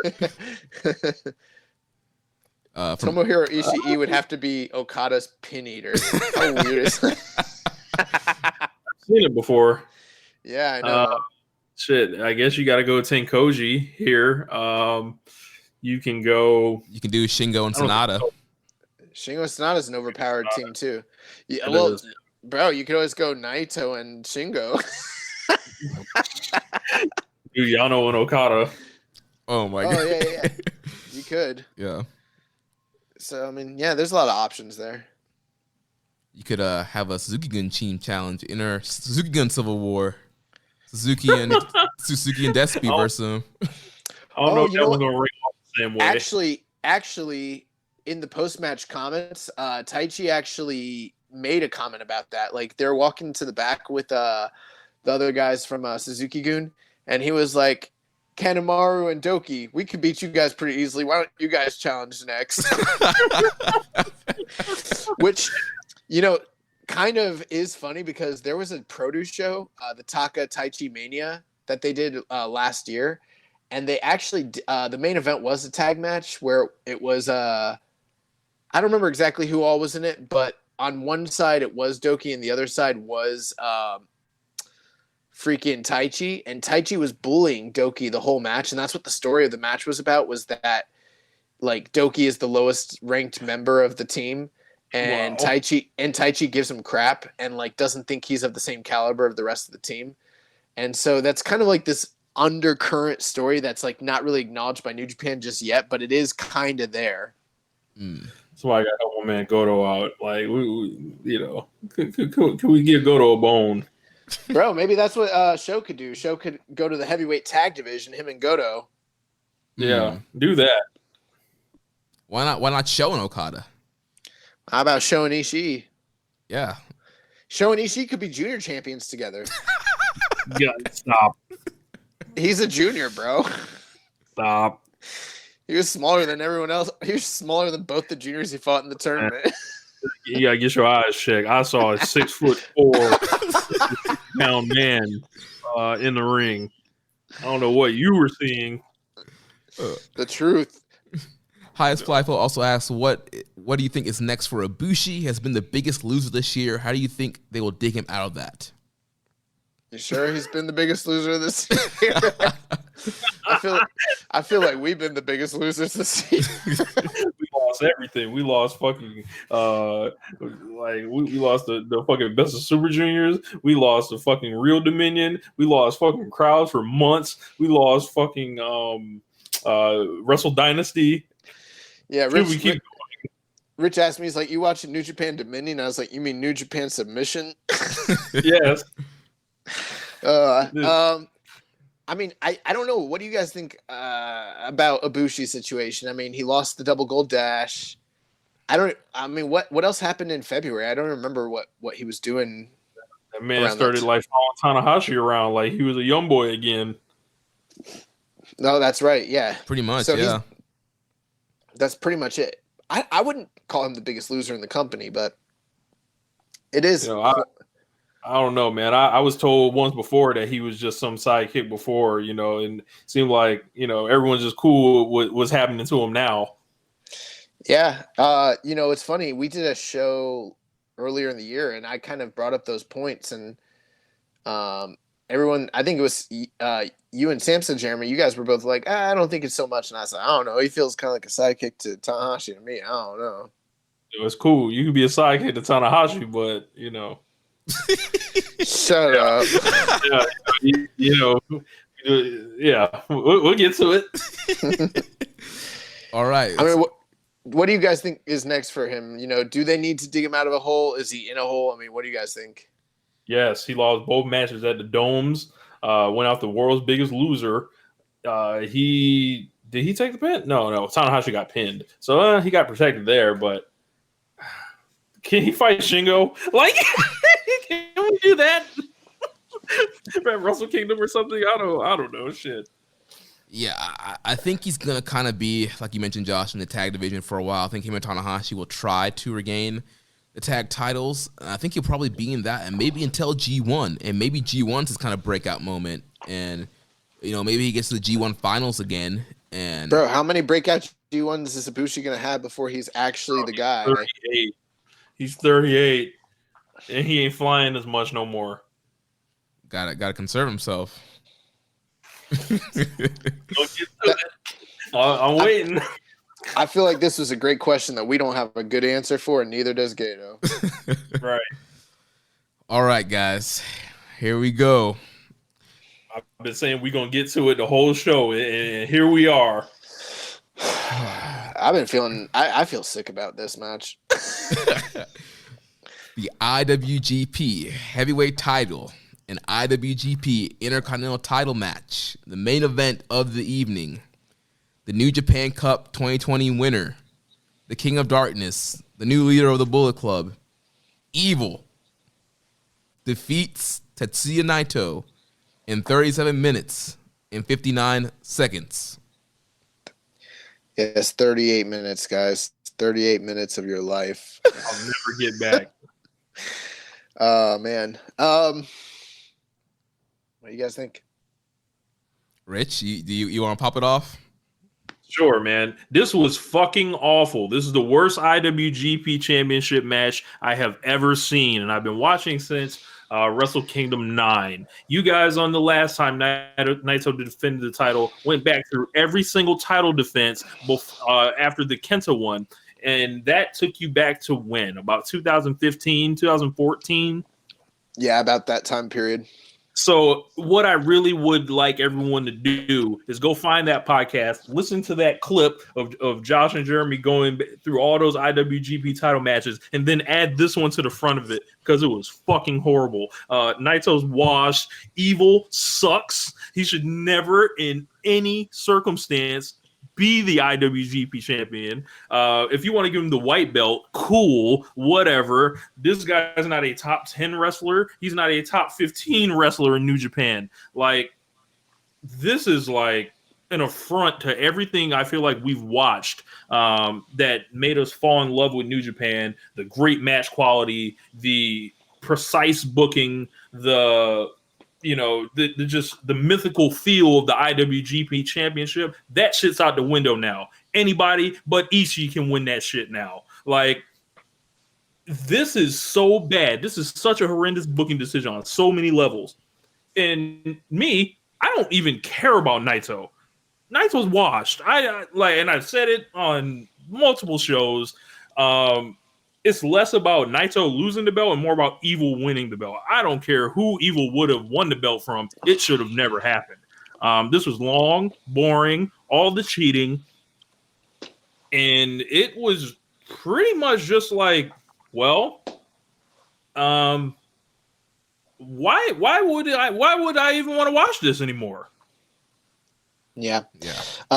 Rich, I think you did a good job summing up a lot of the feelings about the outcome of the match. I'd like to take and I'm going to share some of those same sentiments, but I want to talk a little bit about the actual match and some of the issues I had with it. So we had Evil come out with the new entrance song, which admittedly was actually pretty cool entrance theme. I like it better than his old entrance theme, but he came out with the new gear. He looked like Awesome Kong with some long tights on, which was kind of weird. But he came out with the entire Bullet Club with him, which when I say the entire Bullet Club, I don't mean the entire actual real Bullet Club. I mean, he came out with Gedo and Jado and Yujiro and Taiji Ishimori. Did I forget anybody? I think that's it. Yeah, so that's about it. And this is something we've seen multiple times done with great effect. We've seen Kenny Omega do it. We've seen Prince Devitt do it, AJ Styles. Most recently, we saw it done when Jay White did it at the G1 final last year. And in this case, this looked like a parody of that. It didn't look like the Bullet Club. It looked like I don't mean to be disrespectful, but like this is something I heard. I remember. Y'all remember that promo when Fortune was in the ring and Jay Lethal came out impersonating Ric Flair, and he's like, yes. "You four are no four horsemen." It looks like the horsemen were in that ring. They took a dump, and that's what was left behind. He's like, to call yourself horsemen, that is disrespectful to me and disrespectful to this wrestling business. Like, oh my God. That's what it felt like to me, was like to see them in there calling themselves the Bullet Club. It felt disrespectful to the actual legacy of the Bullet Club. And right when the match started and Gato kicked Red Shoes kicked them all out, the crowd didn't react. Not only can they not chant or cheer or boo, so that the heat. So all the heat spots fall dead. The heat is out the window to begin with, but then no one really actually cared. And the biggest difference about why they didn't care is when you compare this iteration to any other iteration, they're just not threatening. Nobody in their right mind could look at Gato, Jado, and Yujiro and think, my God, these are some real tough customers. Like, no, dude. Unit here. Yeah, no one could, no one would care if they were out or in or whatever. Like, they're, so there's no investment there. And then the match was really, bro, 38 minutes. And some of the biggest problems, the match started off really fast. Naito comes out, throws a flying drop kick, and you think like, oh, everything we've been hearing about how this guy's going to come back revitalized. He's going to come back refreshed. He's going to come back, rejuvenated. The time off was good for him. And nah, bro, like he came out through the flying drop kick, tried to start it off, and then Evil does a powder, but his powder is ill-timed. Like he didn't do it when heels are supposed to do it to get the actual effect of it. He did it because he's seen a lot of other heels just do it, and he doesn't. And it's so again, it's a parody of a good heel. Like it's like he watched Jay White matches. He's trying to do what Jay White does, but Jay White actually does it somewhat effectively, or like he's trying to play Kevin Owens, but he doesn't know when to do it. So everyone just kind of looked confused because it was ill-timed, and then he's on the outside and he doesn't know how to play up or ham it up. And then once Naito gets out there, the only real like feeling of like strong effect of like, okay, business is going to pick up. They start throwing each other into like into the barricades, and it feels like, okay, this is going to be vicious, whatever. But then no, it goes into this match where Evil just constantly is attacking Naito's knees, constantly cheating. Naito is selling. He's not cutting off Evil. He's not putting forth any effort. And this is his everyone's like, oh, it's his number one dude. It's his role, the guy that came with him in 2015, his lieutenant, his second in command. If these guys are so close and they're supposed to be best friends, where's the fucking fire? Where's the heat? Where is the visceral reaction from Naito? And people be like, oh, well, he's just tranquilo. Dude, when is he going to stop being tranquilo when bad shit happens to him and him fight back, especially when it's his boy? Like, I'll tell you what, like, if you guys like betrayed me, it would be real personal if I had to if one of us had to fight each other because we're like real close friends, we wouldn't just be chill about it. Like, but Naito's out here just like selling, not trying, mailing it in, lackadaisical. Naito's or Evil's playing the best version of heel that he knows how to play, but he can't do it. And and there's probably people listening like, well, give him a chance. He's been here 5 years. We've given him 5 years a chance. That this isn't new. He didn't just get here. Why do I have to give this guy a chance? Like we act like we don't know what it is. We've seen him in how many G1s? Yeah, bro. We've seen him have so many. He's one of the guys that I don't need to see him in any more G1s. Like, fuck that. And then at the end of it all, like he just beats him with like, again, the cheating tactics, but like, it just sucked. It just was deflating. At this point, I wish they would have just had Kenta beat Naito back in February. That would have been better than this shit. Like, and ultimately, it's what Rich said. What about this title reign? Evil. One of the things about the IWGP title is that only the best of the best of the best of the best touch this thing, and we're living in a world right now where Evil just beat Naito, so. Zack Sabre Jr., Will Ospreay, fucking Minoru Suzuki, Hiroki Goto, Tomohiro Ishii, Kota Ibushi. These guys don't get to be IWGP champion, but Watanabe does. Fucking Nabe is your IWGP champion. People are excited about it. And this dude has never even come close to sniffing a 5-star match in his entire career. What the fuck is there to be happy about? Nothing. Like it seems like if you didn't wrestle in the funky little dojo, you can't touch the belt. Like Ospreay, he's an outsider. Shingo, outsider, and he's older. And you start looking at it, and they feel like they got to do something fresh. Fine, pick someone else. Like I feel like New Japan, like the roster is aging. These guys have been through wars with each other. They had this great golden age from in 2016, 17, and 18, and even parts of 19, right? But now we're we flipped the page. That great era that was there that just seemed to get so much pushback before. It's over now. It's finished. Like Gato's on some other shit.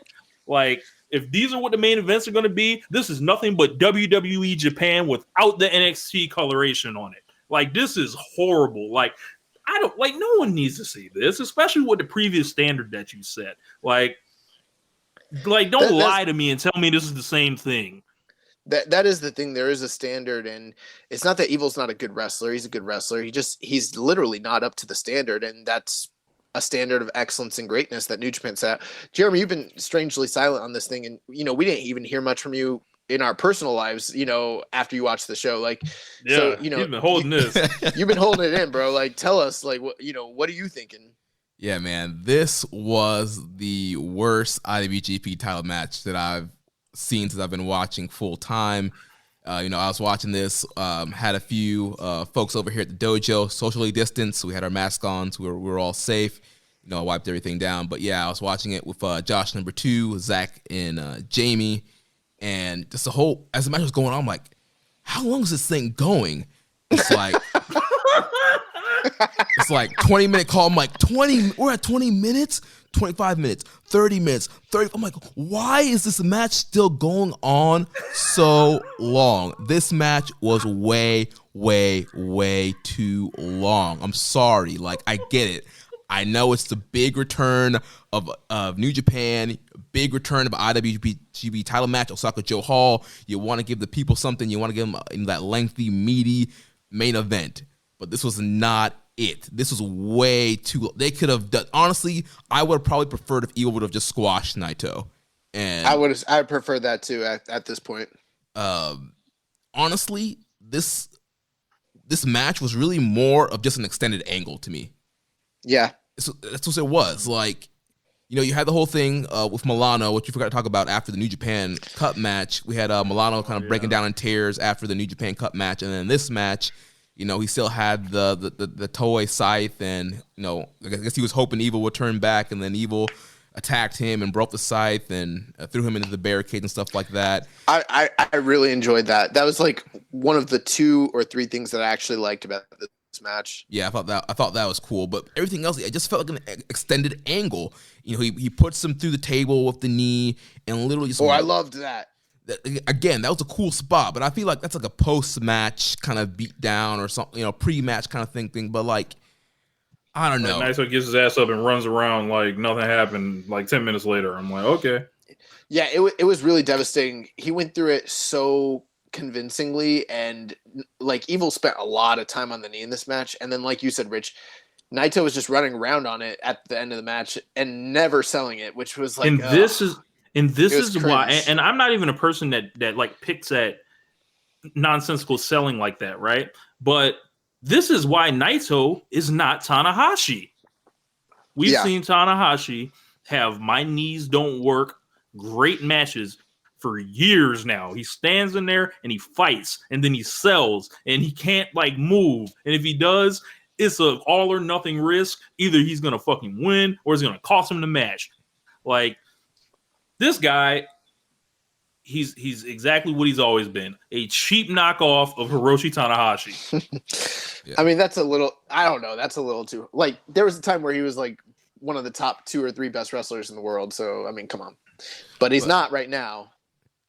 But yeah, Jeremy, he's riding off the love. He's because y'all like him, because y'all think his suits look nice. Like this man has consistently proved that he will come out here and mail it in big situations year after year after fucking year. And why these people cry for this Tokyo Dome moment? Oh, Naito, he finally got to win both belts that he lost every fucking match on the way to. Like it didn't make sense. Go to hell. I was glad he lost. I don't care. Like.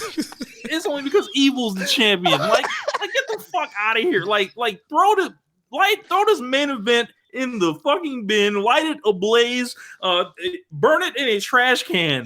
Like Seth Rollins, burn it down, and sing doo-wop around it. Like burn it down. Burn a 5.76 rating on Cage Match right now. That's embarrassing. Jeremy, what were you saying after he dropped him through the table? Yeah, Naito's performance I felt was just lackluster here. Like Rich has been saying, it's clear that he's just not the same Naito. He's washed. Like, I just felt like he totally mailed it in, and people are calling his quote-unquote selling. They're calling it selling. I feel like he's mailing it in. Like, he's just not the same wrestler he is, and so he just does these matches now where he just gets beat up for 30 minutes, and then he hits Destino, and you think maybe he might win, and maybe he wins, maybe he doesn't, and it was just, not an inspiring performance. I've seen some people, like you said, Josh, said, oh, well, he's tranquilo, and that's why there was no heat and no anger.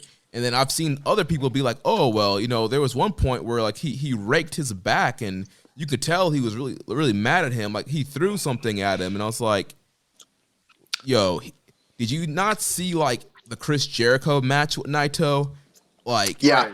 Jericho, that was a heated match. Jericho jumped him. This was his best friend, his lieutenant, his pareja. This was the man that he brought back in from Excursion. Like, he should have been on his head worse than he was on Jericho. Jeremy, why was he on Jericho and not Evil? I can tell you one reason. Why? Because he was gonna beat Jericho, and he was gonna lose to Evil, and that is exactly why. No, I'm not even being funny. This is not a joke. I know it sounds funny, but that actually is the reason. He didn't go hard because he was losing, and if he was winning, he would have put in probably like a Tokyo Dome-esque performance against his compatriot, but because he was losing to the guy, he put in a lackluster performance, and that is the truth. Then what was the excuse for the Kenta match? Now, you know what that... He won that one. Oh, that's a good one. I was going to say, now, you know what that makes me want to do is, like, go back through his history and notice when the times he's laid it down and what the performance has been like, and then the times that he's went up, what those performances have been like. Because didn't he have that horrible match with Suzuki a couple years ago where it was just like... Multiple bad matches with Suzuki. Those IC title matches. In multiple years, yeah, and they all were not good. But I think back to the Kenta match, I didn't think his performance was great in that match either, and he won that match. So, but this is different because this was like bigger, I would say, in a certain respect, and because it was Evil, I think he would have tried to make Evil look really good if he was. Ain't that supposed to be his homeboy for like 15 years or whatever? That's what I'm saying. He would have tried to make Evil look good if he was beating Evil, but because he wasn't beating Evil, he didn't try that hard. And that is, like, anyone who thinks I'm lying or has a bad take, you go watch the match and tell me he tried to put his buddy over and make him a big star. He didn't. I've been watching wrestling a long time, and that's not what that looks like when you try to make someone look good. Yeah, and then, like you guys mentioned, we had all the cheating, all the interference. We had, Master Hito Jado, I don't care, 30 years it's a biz, strolling down the ring for his run-in. This man was strolling down the ring with the cane, and then Taiji Ishimori runs past him like a kid that heard a freaking ice cream truck. And you have these guys constantly interfering. You have Red Shoes having to save Evil, or save Naito from Evil at one point with the chair shot. It's like, at this point, why is the match why are you not throwing the match out then? Yeah, he hit him with a chair shot right in the middle of the ring. Was Red Shoes around? I don't even remember. Yeah, I'm not quite sure. I don't remember now, but I'm thinking about the spot where like he put him through the table and then he's on the outside. He's gonna hit him with a chair, but then Red Shoes like came and protected him with the table so he wouldn't do it. So yeah, you had all that, and then you have a fake Bushi running in. A Bushi with 30 extra pounds of muscle on him. Right, and it's like, okay, clearly this is not Bushi. I didn't know who the fuck it was, but I was like, damn, they swole. Right. Kimura? Yo, like when I saw him jump on the thing, I was like, why did he like jump up on the apron and act like he's trying to help him up and make it so transparent that he's about to fuck this man? Like they didn't try to be like creative or swift at all. Yeah. Pulls the mask off, and it's Dick Togo. We'll get to that in a second. But yeah, they have that, and then Evil does the stomping low blow and does the everything is evil 1, 2, 3. He's our new double champion. He's the face of the company now. He's the leader of the Bullet Club. I was not a fan of this at all. Look, man, I done seen New Japan at its peak. This ain't the fucking peak. Like, I don't know what Gato's doing right now. people lose touch with things every day in their life. One day you wake up and all of a sudden your back hurts. Maybe you don't run as fast anymore. Maybe you don't jump as high. Well, maybe Gato don't book as well anymore. Like, because this is like question marks all over this. Well, here, we could wax poetic on this, and I'm not going to cut you guys off. I think we should continue to talk about it, but we have so many questions about this topic, and I think that they're going to create a lot of interesting talking points. So I think we should go through those and kind of discuss this thing. Yeah. So the first three, I think we kind of covered. We had a question from Primetime Pope saying, "What the fuck?" Question from Josh Hold on. On the Reddit, when people ask questions, people can up-like it or upvote it. This one from Primetime Pope that says, "Yeah, what the fuck?" It's got like 12 or 13 upvotes. It's hilarious. Everyone like-minded. Yeah, we had Josh number 2 saying why with a bunch of question marks. We had at Weston Gibbon on Twitter saying what just happened. Then a question from EMJ does PR. He says, question of the week: does Gato hate Naito? Yes. You know, I used to say, nah, like there's a whole plan in place. Just wait for the payoff. But now I'm not so sure. Yeah. Look, the payoff happened. Look, there's no more mythical fucking title win for him to chase. Now it's just, yep, you're coming out here and getting jobbed. Oh well. It's like the Daniel Bryan storyline almost, huh? Amazing. Next question. And you see what happened. People lost hope eventually. Yeah. Next question from our buddy Danny at NJPWEXT on Twitter. How much does an evil IWGP title reign reduce its prestige? All right. So this is what I'll say about it. This is one of the most prestigious titles in the history of the sport due to the way it's been booked, the types of matches that have been contested over it, the caliber of opponent that challenges for it. And it's got such a lofty history that even when you make a really, really, really, really bad decision, like the one we just saw, it is hard to say that it's going to damage it irreparably or anything hyperbolic like that. But I will say this, in the short term, the last time that you could even point to a guy that maybe was not as deserving as the rest of the guys that have held it in the past decade is like maybe in 2010 when Makabe held it. But Makabe was a big star and the leader of a successful long-term stable and in the middle of one of the hottest feuds in the company when he held the title. I mean, I don't know. This feels more like, and people are going to think I'm being facetious, but I'm telling you, I'm not. This feels more similar to Bob Sapp and Tatsuya Yasuda and like those guys than it does, and like even say Brock Lesnar, than it does like Tetsuya Naito or Hiroshi Tanahashi or Kazuchika Okada or Kenny Omega or even Jay White. Like, again, we gave you guys a laundry list of names of guys who are in the company who, are way more deserving, way more talented, and way more believable as champion than Evil is. And I know wrestling isn't always about who's the most deserving, It's about stories. It's about drawing money. But let me ask you, you think they're going to draw money with Watanabe? You think they're going to you think they're going to have some sort of, yeah, you think they're going to have some sort of really compelling story? And I've also seen arguments from people that are like, they're like, the domestic fans are really behind this. And I'm kind of like, well, A, how do we really know?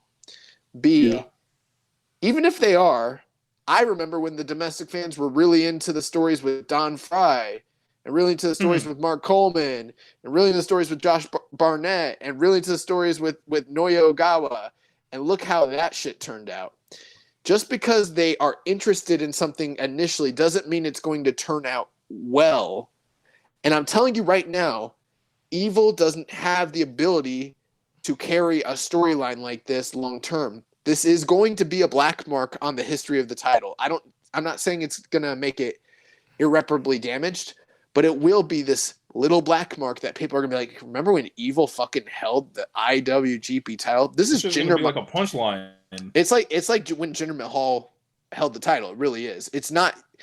It wasn't booked as shittily as that, but it's Evil. Evil should not be touching the IWGP title. It fucking sucks. Right. Like, you think about Dominion 2 years ago, and when that title changed hands, how big that moment felt when Kenny finally beat Okada. And then, I don't know. I think you can go to Wrestle Kingdom 13, and when Tanahashi wins that belt, while we all like, wow, it was a classic match, and, you know, everyone's status is still up in the air. But when Tanahashi walked out with it, we were like, something doesn't feel right. Like I don't know. And then from there, the IWGP title. No, you said it to me later on. It was like, well, I don't know, man. It feels like the past or whatever, right? But going forward off of that, like the belt is like, you know, it went to Jay White for like a month where he didn't actually have to sell out a building or anything. Then he drops it immediately to Okada for Okada's like he sold out his title run. Garden. Come on, man. Anyway, like Okada has the belt all of last year, but that's not no like legendary reign that Okada had. That was just Okada having the belt again. And then this, like, I feel like this belt has like just tumbled like downward. Yeah, I wouldn't go quite that far, but I don't like this decision at all. Yeah, I'm kind of agreeing with you, Josh. Like, I definitely like. Obviously, IWGP, I still think it's, you know, one of the more prestigious titles in wrestling. But I do think this Evil title reign is going to be a black mark. It's going to be when you're watching the champion roll call, and you see the Brock Lesnar, you see Brock Lesnar, you see Bob Sapp, you see those champions. You're like, oh yeah, they're the champion. Yeah. And then eventually we're going to see Evil pass by on that thing, and we're going to be like, oh my gosh, remember when they decided to put the title on Evil?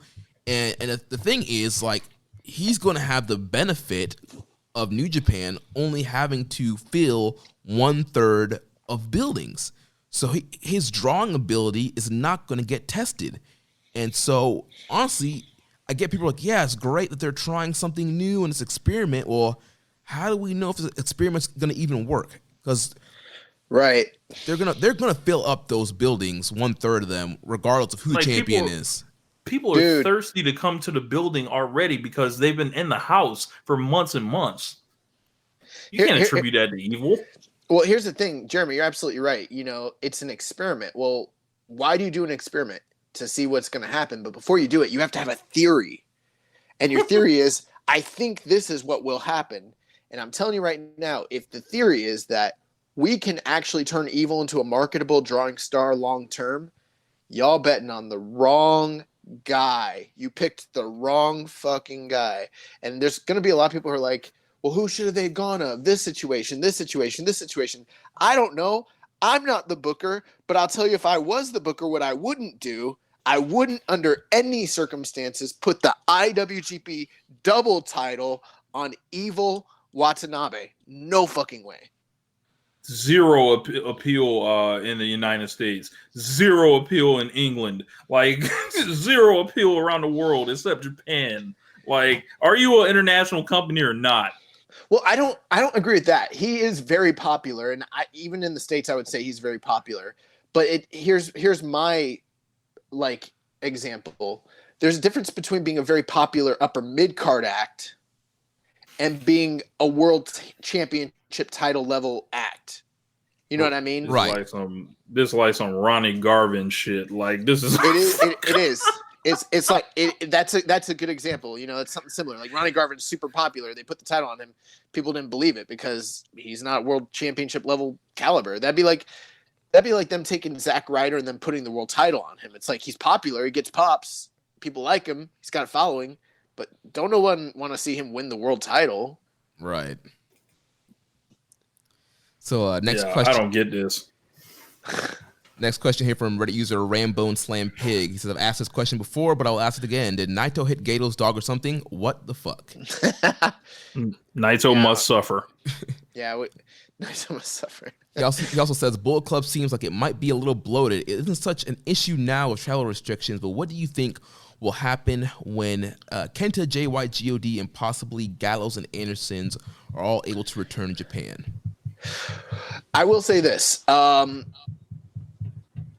at first thought, the idea of a civil war doesn't sound like when I first heard it and I thought of it, I was like, that sounds shitty. But then once I started thinking about Gallows and Anderson kind of being injected into that sort of thing, then that actually breathes a little bit of life to it and is like, okay, maybe there could be some redeeming quality to an angle there. But, we don't even know when that's going to be. Like, right now, I think New Japan's not anticipating on getting any Gaijin workers back until, like, honestly, next year. Yeah. So I think that's why Evil's the leader, because they're not getting Kenta back and they're not getting Jay White back. And so a lot of people probably thought, oh, this is like reactionary booking and short-term booking. I don't think it is. I think it's necessary because their leaders are stuck in other countries. But I did see a tweet that Jay White put out that was like, so people think it's his reaction to this, and it's just him looking off in the distance kind of angrily, like it's a shot, an in-ring shot of him. And there's no caption, there's no words, but it's pretty clear that, like, it almost implies that maybe he didn't know that they were doing this. And I wouldn't be surprised if GOD and him and everyone else stateside didn't even know that they were making Evil the leader of the Bullet Club. Like, I literally wouldn't be shocked about that at all. The Bullet Club always seemed like it's kind of, people always got to consult with people, behind the scenes and shit. And some people get offended when some people don't and shit. So, oh my God. Yeah, maybe there was some type of power play made. Well, I don't know. On Tama's Island, there was a question when they were talking about Evil and Sonata, and he was like, we're going to see one of these guys break out this year. He's like, I think Evil would be great in the Bullet Club. Like, I think we could really help him with his edge, blah, blah, blah, blah, something like that. So you think he was doing, who was that used to always, was it Vince Russo before every pay-per-view? Yes. He'd accurately predict the matches that he booked. Yes. So maybe you're right. I haven't Big Venom. Yeah, but my idea, I don't want to see a Bullet Club Civil War, quote unquote.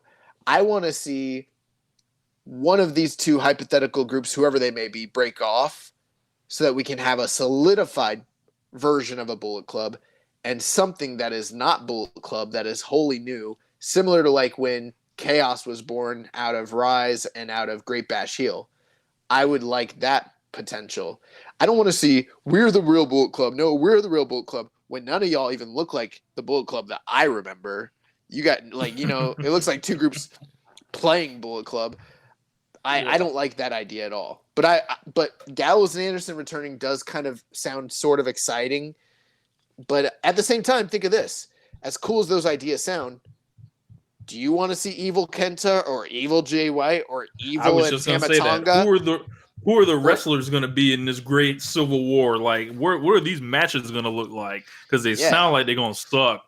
Those matches don't sound cool to me. And also, I think ELP is going to be really confused when he tries to use all the leaders' moves, because he's going to be like, which leader's move do I use? Do I do the sling blade or do I do the everything's evil? Like, I don't know which move to do. All right, we'll talk about Civil War a little bit more. We have a bunch of questions on that. But next question from our user Rising Falcons. Would it be better to defend the IC title and the heavyweight title separately, or keep defending them at the same time? You didn't came this far with it. It was always a stupid idea to unify them. And at this point, no matter who the champion is, you cannot have, I don't care who the champion is, including Evil. You cannot have your champion drop the IC belt and stay IWGP champion. Right. So it's stupid. Like, they should either have the champion vacate or just merge those shits together, or I don't know. It sounds like someone like Okada would be like, I ain't never cared about the white belt. I want to challenge for that belt. And then Okada, Rainmaker, 1, 2, 3. Okada's rise again, back on top of the mountain. Use a box of LIJ tissue. You could do that, because then Evil could stay the IC champ, and that's probably where he should have been in the first place. Right. I think, if they're going to keep having two separate lineages for the title, then I think that's probably the best route to go. Have Okada just challenge for one, whoever just challenge for one and win it, and that's how you separate it. If not, then it just needs to be a double crown at this point. Bro, Jeremy, remember all those questions we've been getting over the last few years? People have been asking, who do you think will be the next IWGP champion that's never won it? We've been naming everybody. It was never evil. Never has my mind even come dared to even consider that Evil could possibly be the guy. God. I'd rather have Taichi as the IWGP champion. Man, Rich is really turned around Taichi. Rich and James ridiculed me last year when I said maybe Taichi could beat Jon Moxley in the G1. Maybe. No, that's still crazy. It's the G1. Next question here from Reddit user, why did you do that, bro? Never 6-man belts, what happens to them? We kind of discussed that. Yeah, we had that one earlier. Yeah. So throw them in air. Next question from Michael Brady. What is Gato smoking and how much? He says, no, for real, though. Actual question. Unless I'm mistaken, Evil, Shingo, and Bushi are still never 6-man champs. Did Gato forget about this? Does he have a plan in regards to those 3 belts, or does he just not give a damn? I wouldn't say he has a plan necessarily. Maybe he does, but here's the one thing I will give him a little bit of slack on. It doesn't excuse everything, but this is someone who plans meticulously all their booking out years in advance, and then COVID happened, and then the shutdown happened, and then they're like, all right, you got to get shit back on track, and also you got a limited roster, and also, you only got a couple months to do it. So I could see how there might be some not everything's perfect, I get that. So I don't know, maybe this is the plan, maybe it's not, but ultimately, I mean, it doesn't really matter. 6-man tag belts, they're the 6-man tag belts, so they're the least prestigious title in the company. That, the FTW title is more legitimate than the 6-man tag belts, and that's not even a real title. Yeah. So like you said, coming back on, who knows when they were given notice on when they'll be coming back and how long he had to get things together. I'm sure the 6-man belts were the last thing he was really thinking about when getting stuff back going. Yeah, when he was deciding to book Evil, he's like, oh, shit, I can't do this. He's a 6-man champ. 6-man champ, yes. Yeah, Gator didn't care. And I think it might be a little way to show you that, we have to kind of, break our minds from, someone's already kind of spoken for with the booking. Because now Gato's showing y'all, I can color outside the lines if I want. Right. Which is nice. I mean, I'm always for that, provided they're doing it with the right people, the right players involved. Right. They just pick. The only problem here is they picked the wrong guy. That's the only problem here. Right. He's coloring outside the lines with a spray can rather than crayons or color pencils. Nah, man, you got the wrong weapon equipped. All right, so the next several questions are all relate to Bullet Club Civil War. So I'm going to read all of these, and then we can kind of have a general discussion on this. So question from @Supermastodon on Twitter. His thoughts on a much better Bullet Club inner warfare story sometime in the future. At some point, the natives and Gaijins have to butt heads. One might think, differing in philosophies. It has potential to be better than the Elite versus OGs that flopped hard.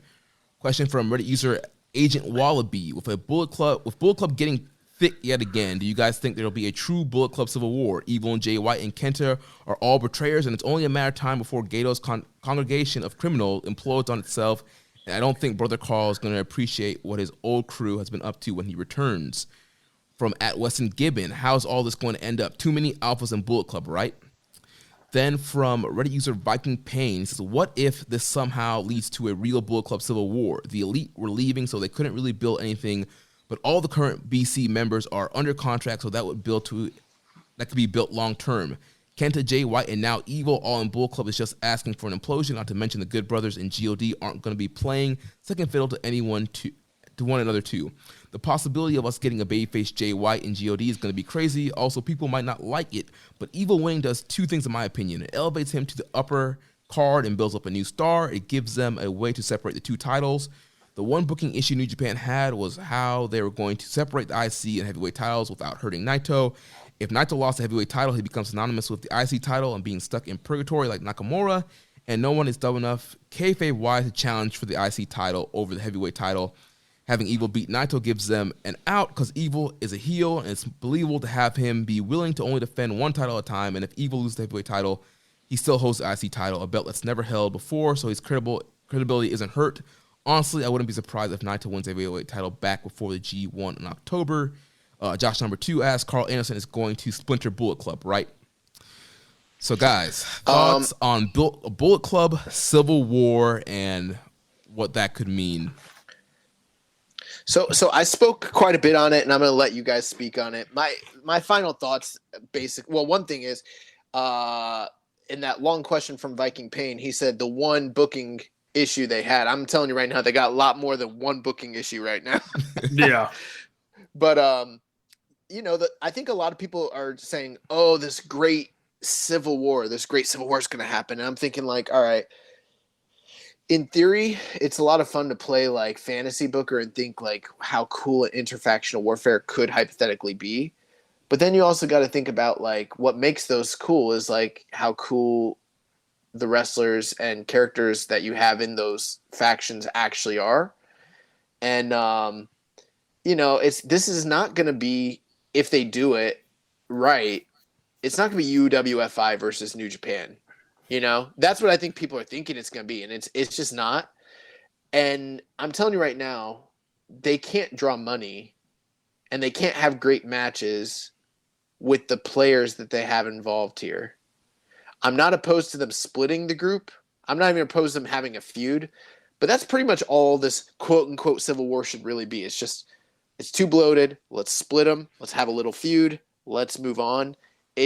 Anyone who thinks that this is going to be something that like triumphs over what the original Bullet Club split was going to be, I think you guys are sorely mistaken. I don't think it is going to be that great because it's Evil and it's Jay White and it's Kenta and it's God and the Good Brothers. And I mean, those guys, I like a lot of those guys, but come on. I mean, that's not top level. It's just not like, that's not like, it's just not, and it'd be a lie to say that it was.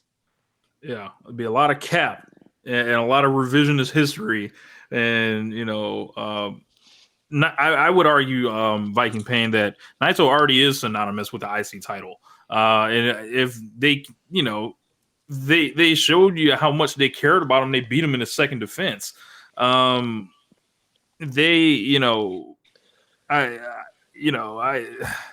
They're already defending the belts together, so that's out the window. Like the kayfabe wise, him defending it, one at a time. You may have submitted that question before the announcement, so I don't want to jump on you too much. But as Josh was saying, like it feels like people were trying to microwave an idea with lesser parts, and doesn't really sound that interesting. Jay White is a babyface. I mean, I think the guy's one of the best heels going. Like, I don't know if anyone's actually clamoring for him to turn babyface. I mean, I would be interested in a Jay White babyface run just because then he could stop cheating and actually wrestle and have good matches. We saw what he can do before Excursion and when he was, having bangers with Will Ospreay and Ring of Honor and his run there and wrestling guys like Alex Shelley and Jay Lethal and all the good stuff he was doing in Ring of Honor. And even when he was a young lion, I mean, think back to his matches with Kenny and stuff like that. Like, Jay was a promising talent, and I think he does have, the ability to be a top babyface guy. But to your point, like you're saying, Rich, I also think he's great in the heel role, and I like the Switchblade character, and I think he's great heel promos, and he, like Josh mentioned earlier, he knows how to powder, he knows how to ham it up, he really knows how to utilize that heel role really well. And when he wants to try, he's really fucking good. Yeah. Now, as far as that's the part we need to have Orange Cassidy holler at him and let him know how he gets motivated to try. As far as my thoughts on Bullet Club Civil War, like I was saying earlier, I did not mind Evil turning heel. I did not mind Evil leaving LIJ. I really wish that he would have just done his own thing. And like you said, Josh, like if this is a way for him to do his own thing, fine. Like, yes, Bullet Club's too big. Let's split it off. Let's have all the natives go with Evil. All the Gaijins stick with Jay White, and they can split off, do two separate factions. But I don't think this is not going to be a big money feud. Like they're not going to come even if there was, even if they could travel to the U.S., like a Bullet Club versus Bullet Club match of Evil and versus Jay White is not going to be a big draw in the U.S., and I don't think it's going to be that big of a deal in Japan either. Because like they don't have like those fans that are with Evil, they don't identify with him as the Bullet Club person. Like he's an LIJ person. Well, one thing to that, and this is something important to think about, and there's pros and cons to it. This thing's not happening anytime soon. It's going to be a long time before it ever happens, if it even does happen. So maybe they will identify Evil with Bullet Club, and maybe that will be good, or maybe that will be bad.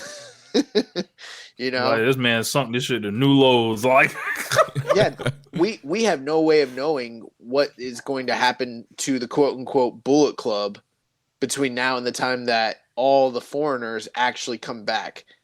Also, let me ask you guys, because Rich, you're on a show that has never been afraid to tackle racial issues. Let me ask you a racial question. Is it bad of me to want this to be a foreigner-led faction? Am I racist in that I don't want it to be a primarily Japanese group?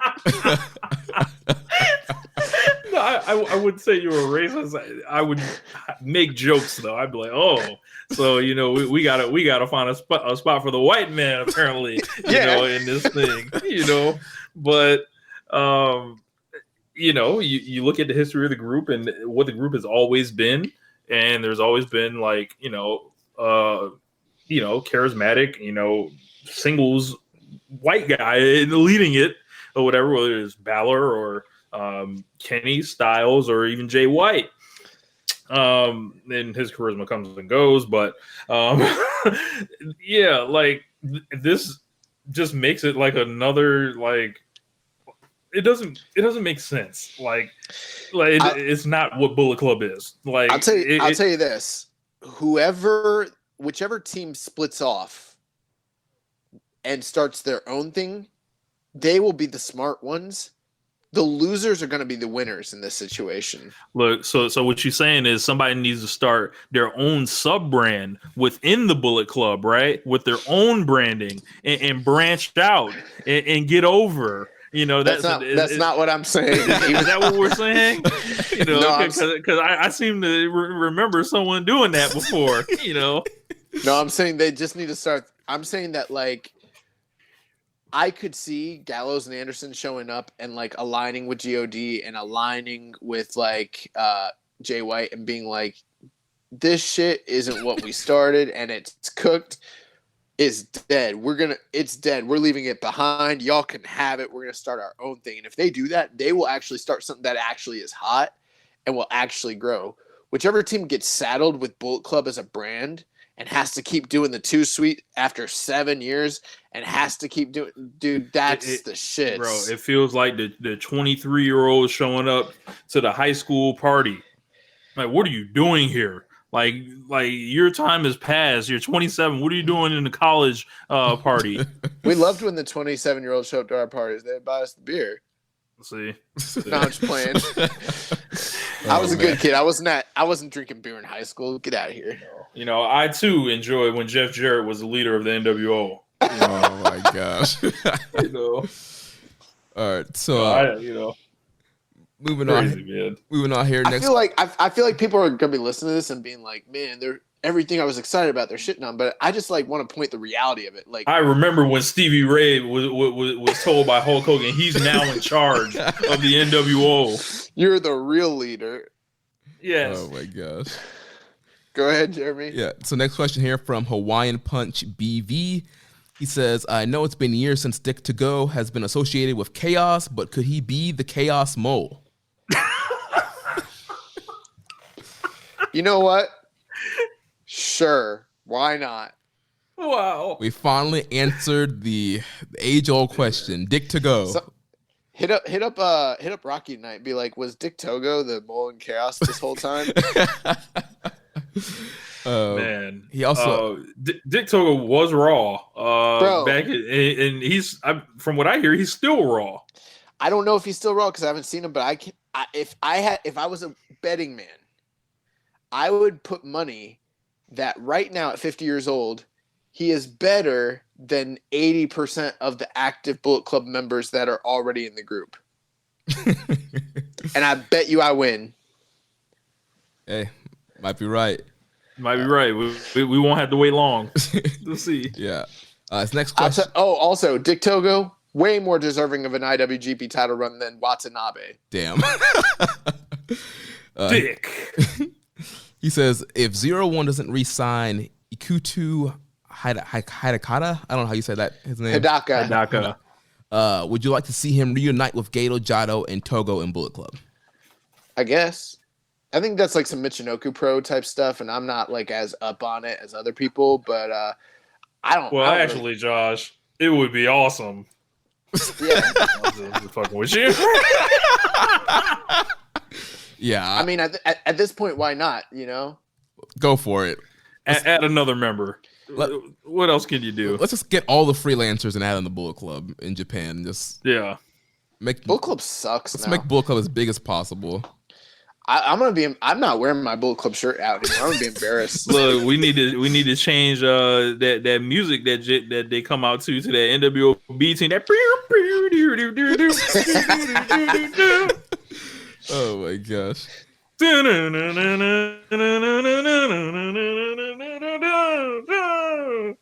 Yeah. Music time with Rich.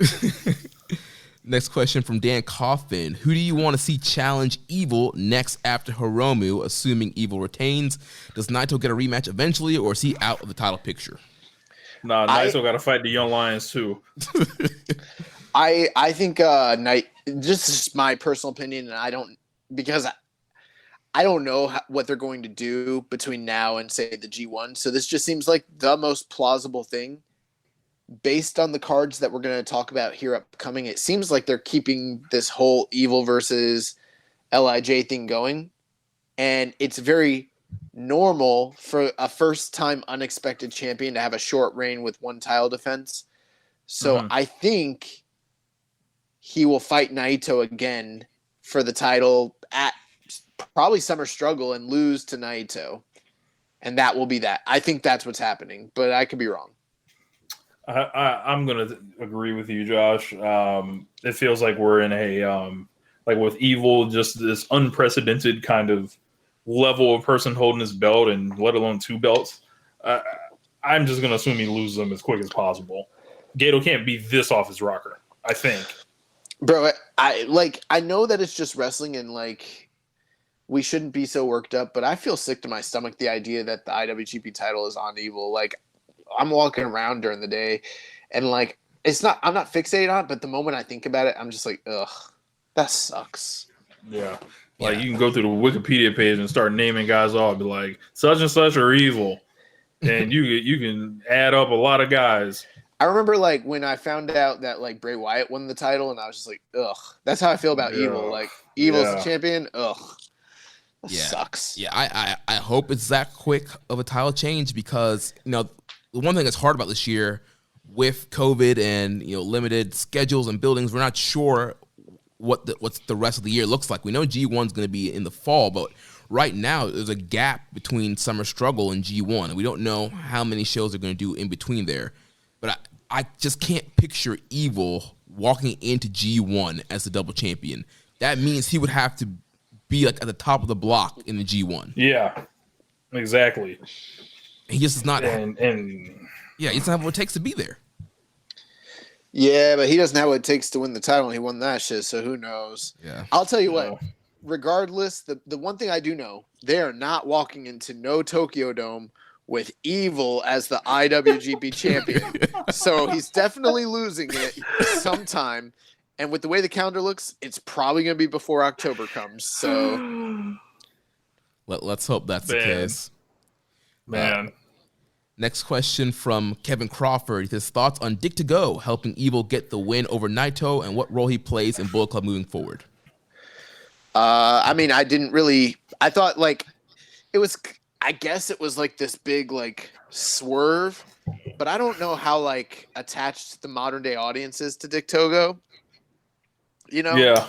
So, like if I didn't see him in like Kai and Tai and stuff, I wouldn't even know who it is. What is his role play to be in the Bullet Club moving forward? Just another guy. Just another a jag. A heater that can bump. Yeah. Bro, but I bet we might not see how good he is because he's probably going to be playing like a heater character, but like I bet you he's still raw.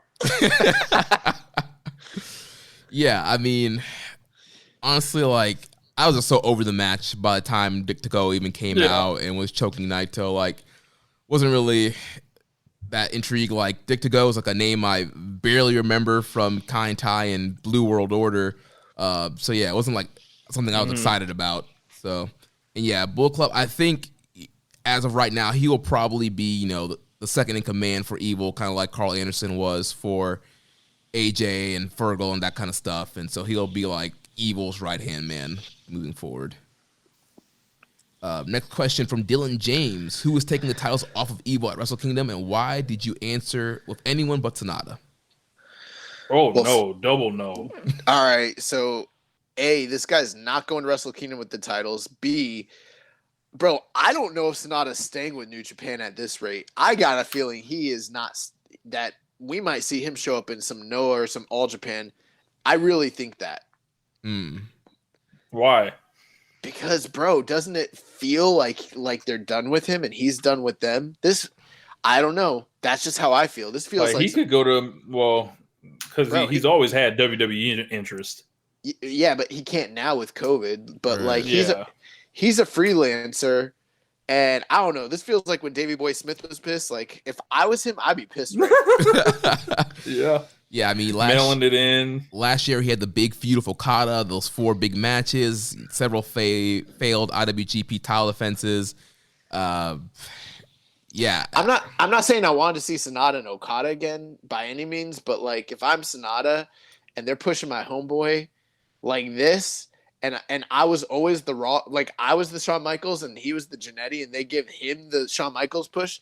Fuck that. I'm going to Noah. I'm going to fight Kito Kiyomiya. Like, get the fuck out of here. That man needs to learn some of the elite level working. Figure out what's going on. That man wasn't getting no dolls made for him. Like, that man been getting phased out for a while. He ain't got no belts, nothing. Cold. Yeah, bro. I'm not just saying that to be funny. Like, I really... Look, and that man's an outsider. I got this strange feeling that he's not long for New Japan. That's just my inclination. Hey, you might be ahead. Yeah. Next question from Kyle Moores. How is Dick to Go on my television in 2020? Well, you had to get the New Japan World app, and then you had to put it on your television, and then you had to watch. All of a sudden, you just see Dick on the screen, and it's just like, I didn't know Dick to Go was still out here, getting to it. Apparently, like, bro, when he choked him out with that wire, I was like, yo, this is like some maiming type stuff. Like, yo, that was like, I thought that was corny. Like, I've been watching this show on Netflix, Dark, which actually, by the way, I think Dark is the new GOAT when it comes to television shows ever. I watched Dark. Oh, bro, you gotta finish it. Did you finish? No, you watched the other Dark. AEW Dark, Bro, last week Josh hit me up. He's like, yo, I just watched Dark. He's like, not the show, not AEW. This show's Raw. I was like, I just got done watching AEW Dark. Watching, They got a character on the show who's going around using one of those, like, I don't even know what you call it, wires.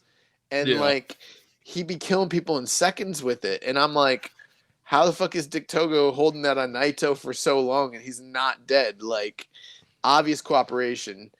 Yep. Broken my suspense of believability. Like, this is stupid. Yep. Next question from Murray Bone. He says, how mid is Bullet Club? 50 out of 100. Like fire mid? Like super mid. Like super, like shitty mids. It's the middiest mid you can get.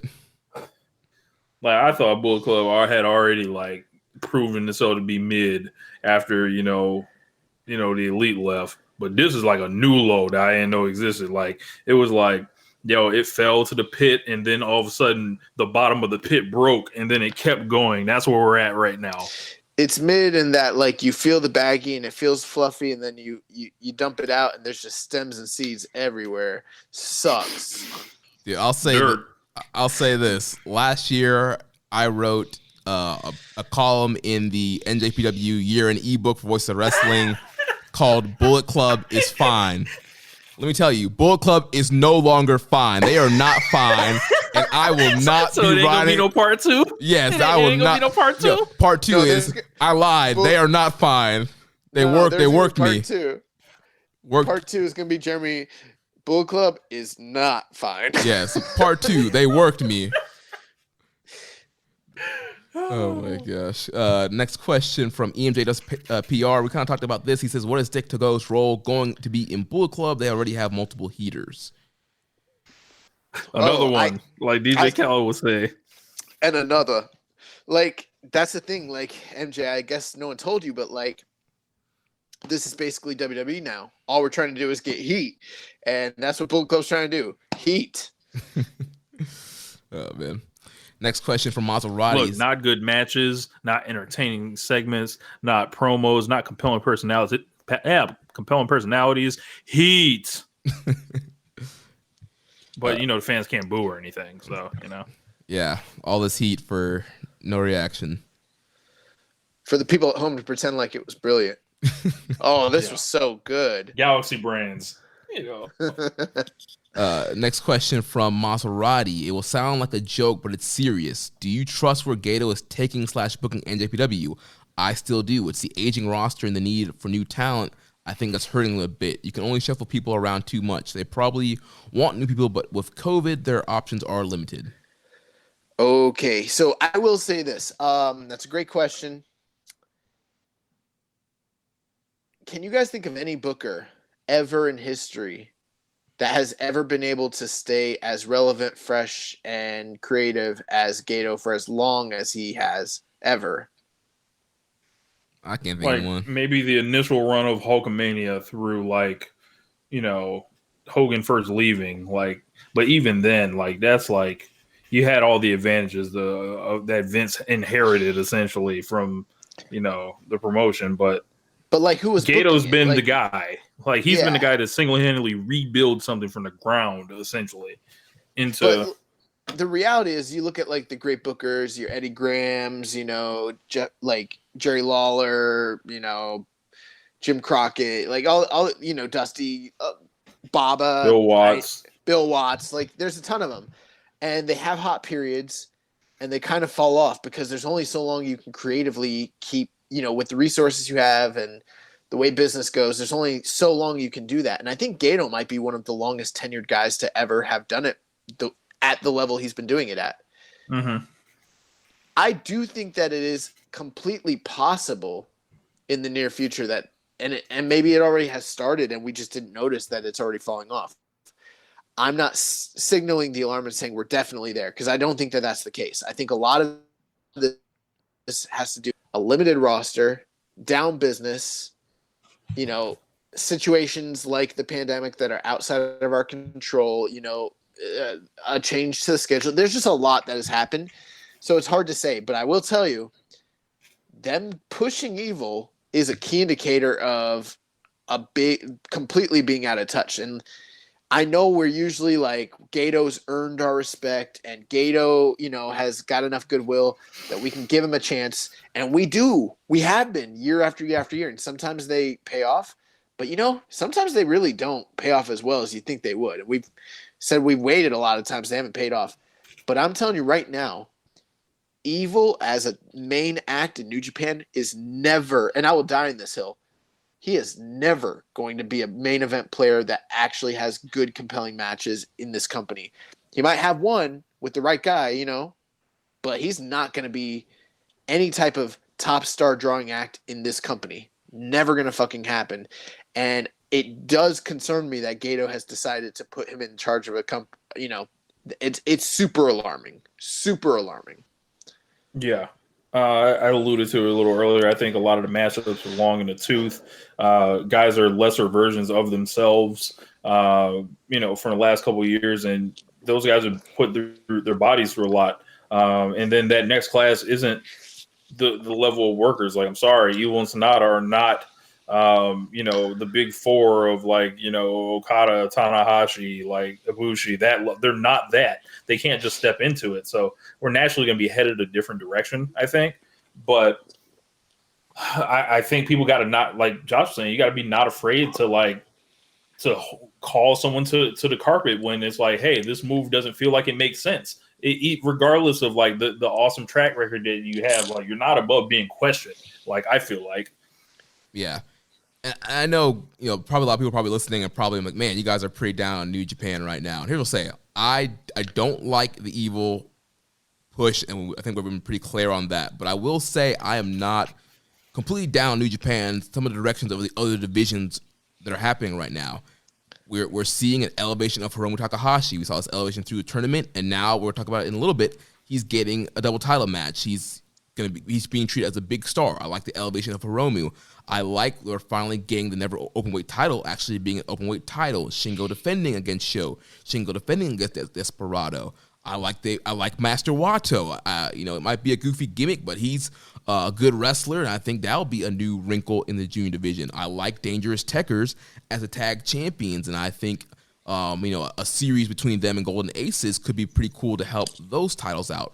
Those are a lot of things outside of the main heavyweight title picture that I like, but obviously that's the heavyweight title picture is usually your bread and butter, the main thing, and so yeah, when your main course is being messed up, it's a little questionable. So yeah, I'm down on the evil push, but there still are other things throughout the company that I'm digging right now. Yeah, and I don't want it to be complete doom and gloom. Like I'm not saying New Japan is done, New Japan is dead or dying or anything. I think there are causes for concern. There's some cracks that need to be addressed. And, beggars can't be choosers, there are a lot of good things they're doing, and I think it's because of the circumstances that some of these things are happening. There's a lot of bad things, too, that I think are happening because of the circumstances. So you do have to kind of cut them a little bit of slack, but I don't know, man. Like this evil thing leaves a really bad taste in my mouth, and sort of what Rich was saying, one of the big problems with a company like New Japan, and All Japan had the same issue going into the late 90s, and so did Noah.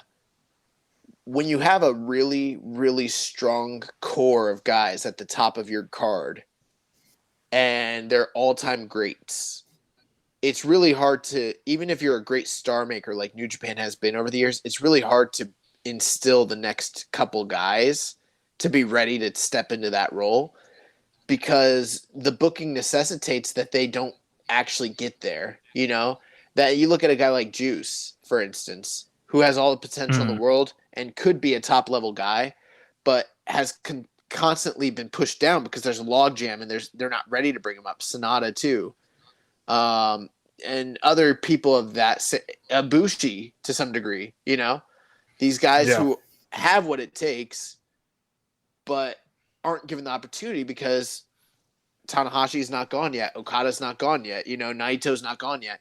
And, the only reason Kenny Omega got the opportunity is because, AJ left. Yeah, AJ and Nakamura left. Mm-hmm. And if that hadn't happened, we probably wouldn't have got the Kenny Omega thing. And if we did, it wouldn't have happened the way that it happened. And so that's kind of just what I'm saying is like, there are some new opportunities here. It is unfortunate that Evil's the guy that's getting that opportunity. But, yeah, it's concerning. I think the future is bright. You still got Shingo. You still got guys like Will Ospreay and stuff. But a lot of these guys are older than you think they are on the New Japan roster. Mm-hmm. And, they are trying to build new stars with these different dojo systems they have. And guys like Carl Fredericks look amazing. But I don't know if they can replenish what they need fast enough to make up for guys like Ishii leaving and Naito and Tanahashi and everything of that nature. Like it's going to be hard to kind of fill those gaps once it happens. And by the time Okada's in his late 30s, it's going to be like, all right, well, who's Okada like going to be out there with? Because you could be looking at a Okada Renaissance run then, but you got to have guys ready for him to do it with. Right. And Rich, you guys touched on this on One Nation Radio this week with the birth of AEW. That's definitely taking a blow in New Japan. A lot of guys that maybe could have gone to New Japan are going to AEW. Let's say Absolutely. Let's say there wasn't a pandemic and guys could go over there right now. I mean, we've heard Brody Lee talk about wanting to go over there. Who knows? Potentially Brian Cage could go over there, but FTR. Yeah, FTR. But obviously these guys are getting locked down on these AEW deals, and we know the partnership's not Trent. Yeah, the partnership's not as there is no partnership between AEW and New Japan. Also, there's guys like Moxley and Jericho who have it in their contracts that can go back and forth, but also they're top big drawing guys. And some of these guys, I have to choose either or. And obviously, if you live in the States and you can make good money, you're probably going to go with AEW. So that's a spot. I mean, if there was no AEW, guys that are leaving WWE now, like your Brody Lees or your Brian Cages and all these guys that are FTRs and all these guys that are leaving places, like they could have gone to New Japan and that could have helped as they develop their own guys. Right. Last thing I'll say on this, all those points you brought up are completely valid, completely perfect. But the one thing I'm telling you right now is never going to have helped, never going to have been a good idea. And I'm never this negative on anything that they've ever done in New Japan since we've been doing this show in almost 3 years. Putting the fucking title and elevating Evil is going to be a big mistake. It is not all time. It is an all-time mistake. It is. Maybe Gato did this because he needed a challenge, and so he wants to screw things up again so he can rebuild again. Well, that challenge might be something that cost him his career at the end of the day. So, look, that man already won in the Observer Hall of Fame last year and then laid it down immediately. You know what? I'm going to fuck the company now. You want me to ask this last question here? Yeah, go for it. Just a Little Bear 01 asked, I know late in the mail bin, but what do you have to say to people who would call the main event situation Russo booking? A swerve, just a swerve. I think they must not know New Japan very well, but your opinion is the hot take I need to hear. Stay healthy, guys. I wouldn't say that this was a swerve, just a swerve. I think that this was kind of always in the plans, and that's what's concerning to me. I don't think that this was reactionary booking entirely. I think maybe Evil going to Bullet Club specifically might have been reactionary. I think the timing of it might have been reactionary, but something tells me, because there's been rumors for a long time that they were always going with Evil and always going to elevate him. And that tells me that they have lost their damn minds because he sucks. Yeah. Oh, and also, Jeremy, how long have I been saying that Evil sucks on this show? For a while now. I asked the question last week. I ain't asked for no reason. And he has his place. He's a player, but he's not a main event player. And this is a mistake. In the tag team division. Remember that time when he beat Shibata for the Never title and everyone lost their mind and said, "What the fuck is happening?" And then they put the title back on Shibata 7 days later, and everyone's like, "Okay, thank God." Yeah. Oh man, yeah. I don't think this was Russo booking at all. Honestly, I think the story. It was a good story of, obviously, you have a guy in a faction who wants to leave and break out on his own, kind of be his own guy. And I thought they told a great story of how this all kind of built up to the turn. Like I said, I thought that the turn was executed very well. It's just the fact that it's Evil that they chose to do the story with. I don't know what it is about Dominion now where they're going off the air with this dead feeling in the air. Like they did it last year. After Jericho and Okada, and then they're doing it this year, and it's like, yo, is this Gato's time to get his rocks off on us?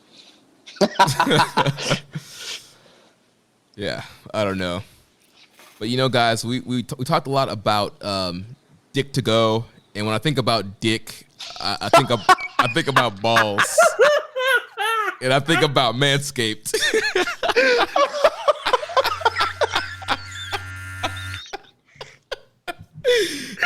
Right next to the dick, Guys, but seriously, Manscaped, their engineering team has been working 18 months on perfecting the greatest ball hair trimmer ever created and just released a new and improved Lawnmower 3.0. Rich got it right there.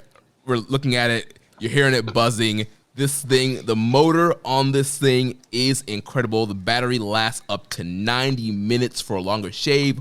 Water resistant. It has the LED light that illuminates grooming areas for a closer and more precise trimming. It has the quiet stroke technology.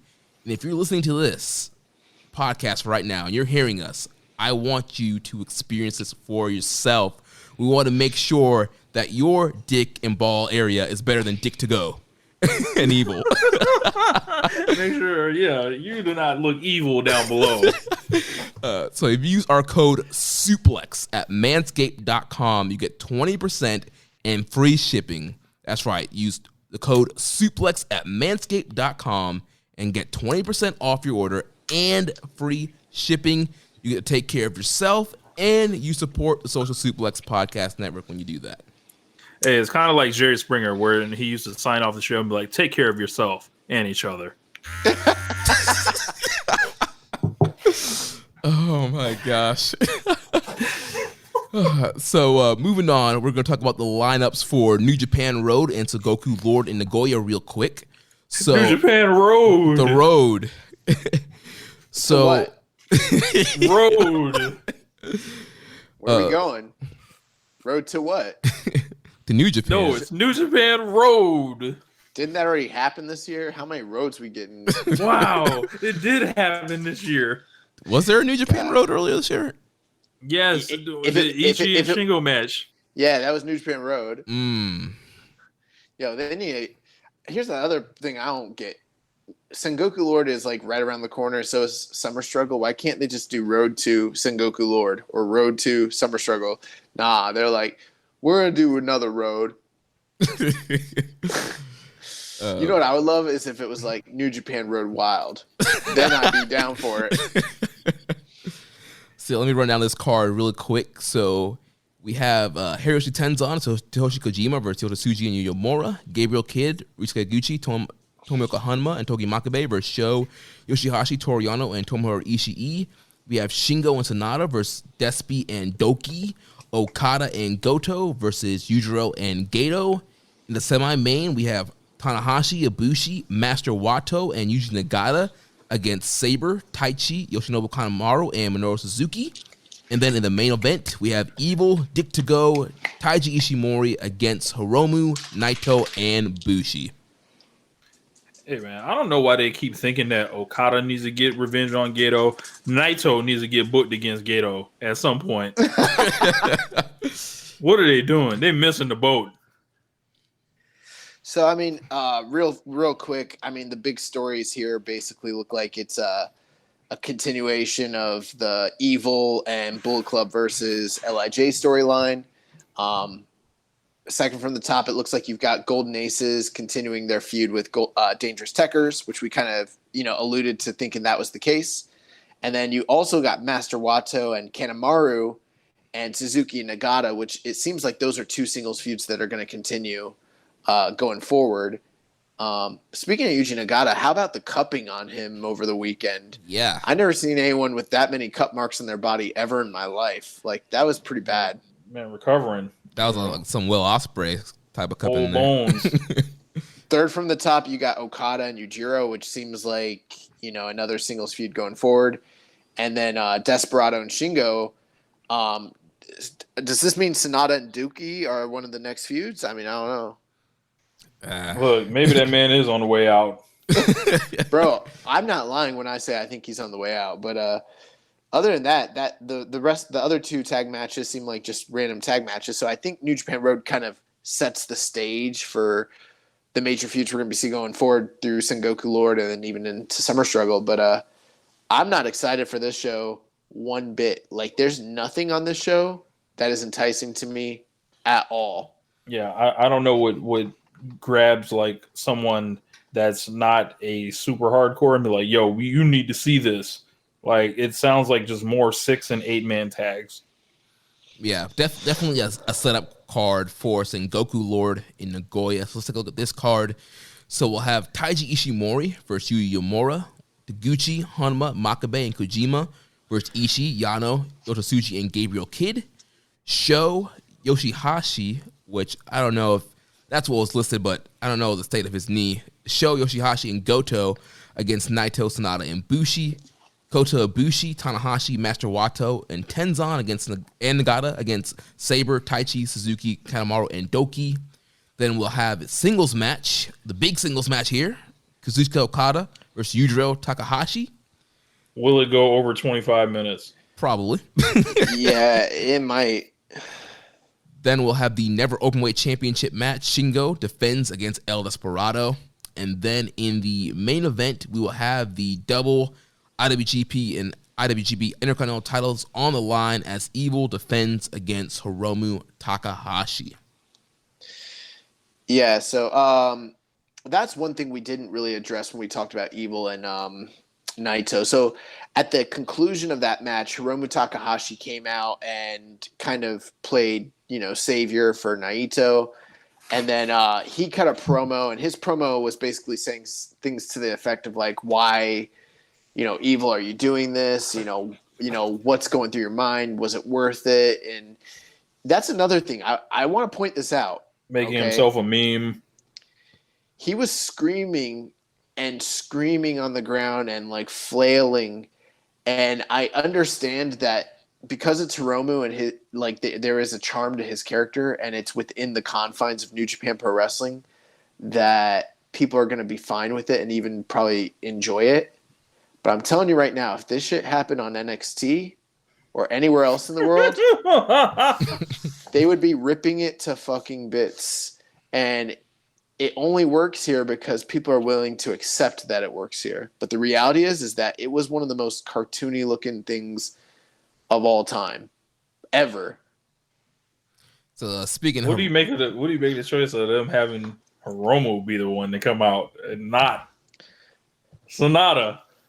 I think it's a terrible decision, to be honest with you. I think they're trying to play into their Young Lions story and kind of the rivalry they had as Young Lions. They are. So there's a lot between Hiromu and Evil. Like in real life, they are supposed to be the best of friends. Evil, during the time when Hiromu was out, actually had added a red streak to his hair to represent Hiromu and then got rid of it when Hiromu returned. Evil, if you remember, was the one who was bringing his jacket out to the ring on many occasions to kind of commemorate and memorialize him when he was out with his injury. And like Jeremy said, they were Young Lions together. They had a big feud against one another. Like, they're probably two of the most interconnected LIJ members, that there ever were. That being said, my big problem with this is that Hiromu is the junior champion. And right now he doesn't have a junior challenger. And then Evil is an upper mid-card undeserving title holder who is holding the top two titles in the company, plus they're co-owners of the six-man tag titles. So you've got 4 titles locked up in one feud, one match. Thankfully it's short, but like Hiromu's definitely losing to Evil, who also is already an undeserving champion to begin with. So this is going to, people talk about like they're elevating Hiromu. Well, if they have a great match, maybe it will kind of elevate him. But like, he just went life and death with Okada. He just beat Ishii. He just beat these other heavyweights, and now he's going to lose to Evil. Right. That's this going feels to like a break the glass. This feels like a break the glass in case of emergency situation, and it seems like they have limited options. And he's the one they picked because they could feed him to Evil. I don't like the idea of the IWGP Junior Champion who just had a shot at the at the titles and he got beat by Naito, so he's kind of out. I don't like the idea that he's getting a title shot and kind of suspending the junior title, and then he's going to get beat, and now he's going to be going into the junior division coming off of a big loss to Evil. I don't like that idea. When Sonata was perfectly capable of being Sonata was there, Shingo was there, Bush. I mean, I don't know. I just don't think this is a good idea. So, questions on Hiromu. Question from the Circle O podcast on Twitter. How do you see Hiromu's future in LIJ and NJPW in general? And also a question from @JBoneSpookman. Thoughts on Hiromu going forward? Don't seem to be setting up many challenges for him. His run in the New Japan Cup showing against Okada plus reaction to the Evil title win seem to suggest big things for him this year. Maybe. I mean, how much longer is the year this year? I mean, I just like that might be the case, but like if he's going to keep fighting heavyweights, he shouldn't be the junior champion. And the fact that they're not setting up title challengers is a little bit concerning for me. I think he should be in the junior division defending the title, not losing to Watanabe on a C-list pay-per-view. I don't like that idea at all. What do you think, Rich? I think that Hiromu, I think he's too valuable of a star potentially to throw him out there without in a seemingly haphazardly fashion. This guy's one of the most special guys in pro wrestling, and it seems like you're using him to like serve evil. I'm not feeling it. At this point, they might as well call him up. It seems like, but yeah, I don't know. It seems like the COVID-19 is really like once they started mixing the juniors and the heavyweights, it's like, okay, when do you pull that plug? Like, when do you simply say, hey, you guys have to go back to the junior table now? But we all know Hiromu Takahashi is a superstar, so he doesn't play by the rules of a normal junior. So he's caught in that place where we don't quite look at him as a heavyweight, but he's more than a junior at this point. So I wouldn't have booked this. Yeah, I mean, it's a tough kind of decision here because I do think, obviously, with Hiromu having probably the most background with Evil, going back to the Young Lion days, and feeling hurt by the betrayal, I understand wanting to put Hiromu in there. And out of LIJ, besides Shingo, he's probably the best candidate to actually get some kind of a good main event match out of Evil. Mm-hmm. So from a match quality perspective, I'm looking forward to it because maybe we can actually get a somewhat decent IWGP title match this year. But yeah, it's I don't know. It's gonna hurt. It's gonna hurt Hiromu, and then like you said, after he's done, and he's just back in the junior division. It's like after he suffers that big loss. I agree with you, Jeremy. I think that from a match standpoint, this is probably one of the better options that were presented out of the guys from LIJ. And they do have a great past to build off of, so there's always that as well. My big thing was that I didn't have a problem with Hiromu losing to the champion at the anniversary show when it was Naito. Because to me, Naito is like an esteemed champion who is seen as an upper echelon guy. The only reason I have a problem with it is that it's Evil. If it wasn't Evil and it was some other heavyweight champion, I'd probably be fine with it. That's the good news is I think ultimately Hiromu is, like you said, Rich, so special of a performer. Ultimately, I think he'll be fine taking a one-time loss to the champion, and he'll be able to move on and pick himself up and still remain over, and it probably won't be that affected by it. Mm-hmm. I just don't like the idea that all these titles are tied up in this match. It just kind of seems so convoluted and kind of shitty. Next question here from Sir Sam. He says to that point, with COVID placing serious strain on the roster, are we going to be seeing more and more breaking down of the usual divisional boundaries? What are the pros and cons of this more chaotic roster? Yeah, I think we're going to see more of it just because it's necessitated. The pros of it is we're going to get fresh matchups that we haven't gotten in the past, which is something that New Japan has struggled with. The cons of it is in many cases, you're already going to know the outcomes, mm-hmm. and it'll probably long-term be damaging not to the heavyweight division, but to the junior division. Right, because all those dudes got to go back with their tail tucked between their legs after they was humbled, essentially. So they got to find a way to give some wins to the smaller guys, I think. That, plus they won't really necessarily be competing against each other that often. So there might not really be a quote-unquote junior division at all, especially with there not being a best super juniors unless something changes soon, Right. Yeah, and also, like you mentioned, Josh, one of the cons is, having all these titles being tied up in multiple feuds. Or multiple titles in one feud, I should say. There will be some people that argue at this point, like, hey, we've been saying there's too many titles to begin with. Maybe we can start getting rid of some of this stuff. And that's all fine and good and would make sense if the roster stays this way. But at some point, God willing, things are going to change and the roster is going to double in size again. And then what? Right. It's like earlier in the show, we were wondering what happens to Show. It would be nice if there was an IC title for him to go, chase after or another secondary belt. It'd be nice if he can just get challenged a junior champion. Yeah, that too. It'd be nice if he could fight the U.S. champ. I don't know if Japanese guys are allowed to challenge for that belt. That's the whites only belt.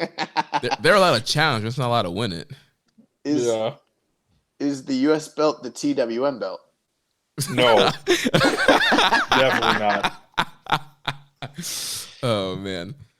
All right, well, that wraps up the cards for those lineups there for New Japan Road and Sengoku Lord. We have some off-topic questions we need to answer real quick, and then recommended match of the week. Before we get to those real quick, I do want to say I caught the Lions Collision Project number 2 this past weekend. Yes. I don't have a lot of thoughts to share on it, but what was the guy in the first match? Is his name Russ Taylor? Yeah. Russ Taylor. Yeah, he is really, really, really good, and I don't know where he's been hiding or who hasn't, used him or signed him, but he's incredible.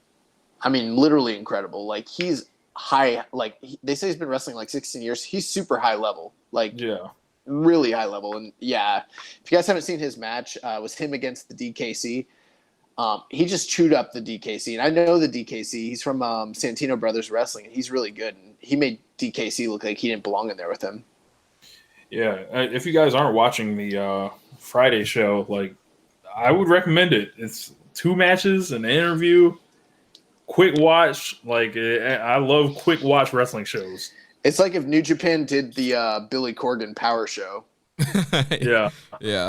Yeah, I like this week's episode. It was a little bit hard for me to get invested just because I'm not really familiar with Russ Taylor, DKC, or Danny Limelight. But they were both good matches, and like you said, Russ Taylor, he's really good, and I think there's money in him in the future in New Japan. He's going to be the rock bed of the TWM division in New Japan. So let's go through these off-topic questions real quick. So first from Reddit user Wiz Factor, he said it may be a long time before all the foreigners are allowed back in Japan. If so, would it be acceptable if New Japan ran the Best of Super Juniors this year with a smaller block? I don't care how they run it. They can run it whatever way they want to run it. We've thrown out plenty of ideas. Just do it. Yeah, I want to see it. Yeah, I mean, I think there's enough juniors there within the company, and then plus if they want to reach out to other companies, they can pull something together.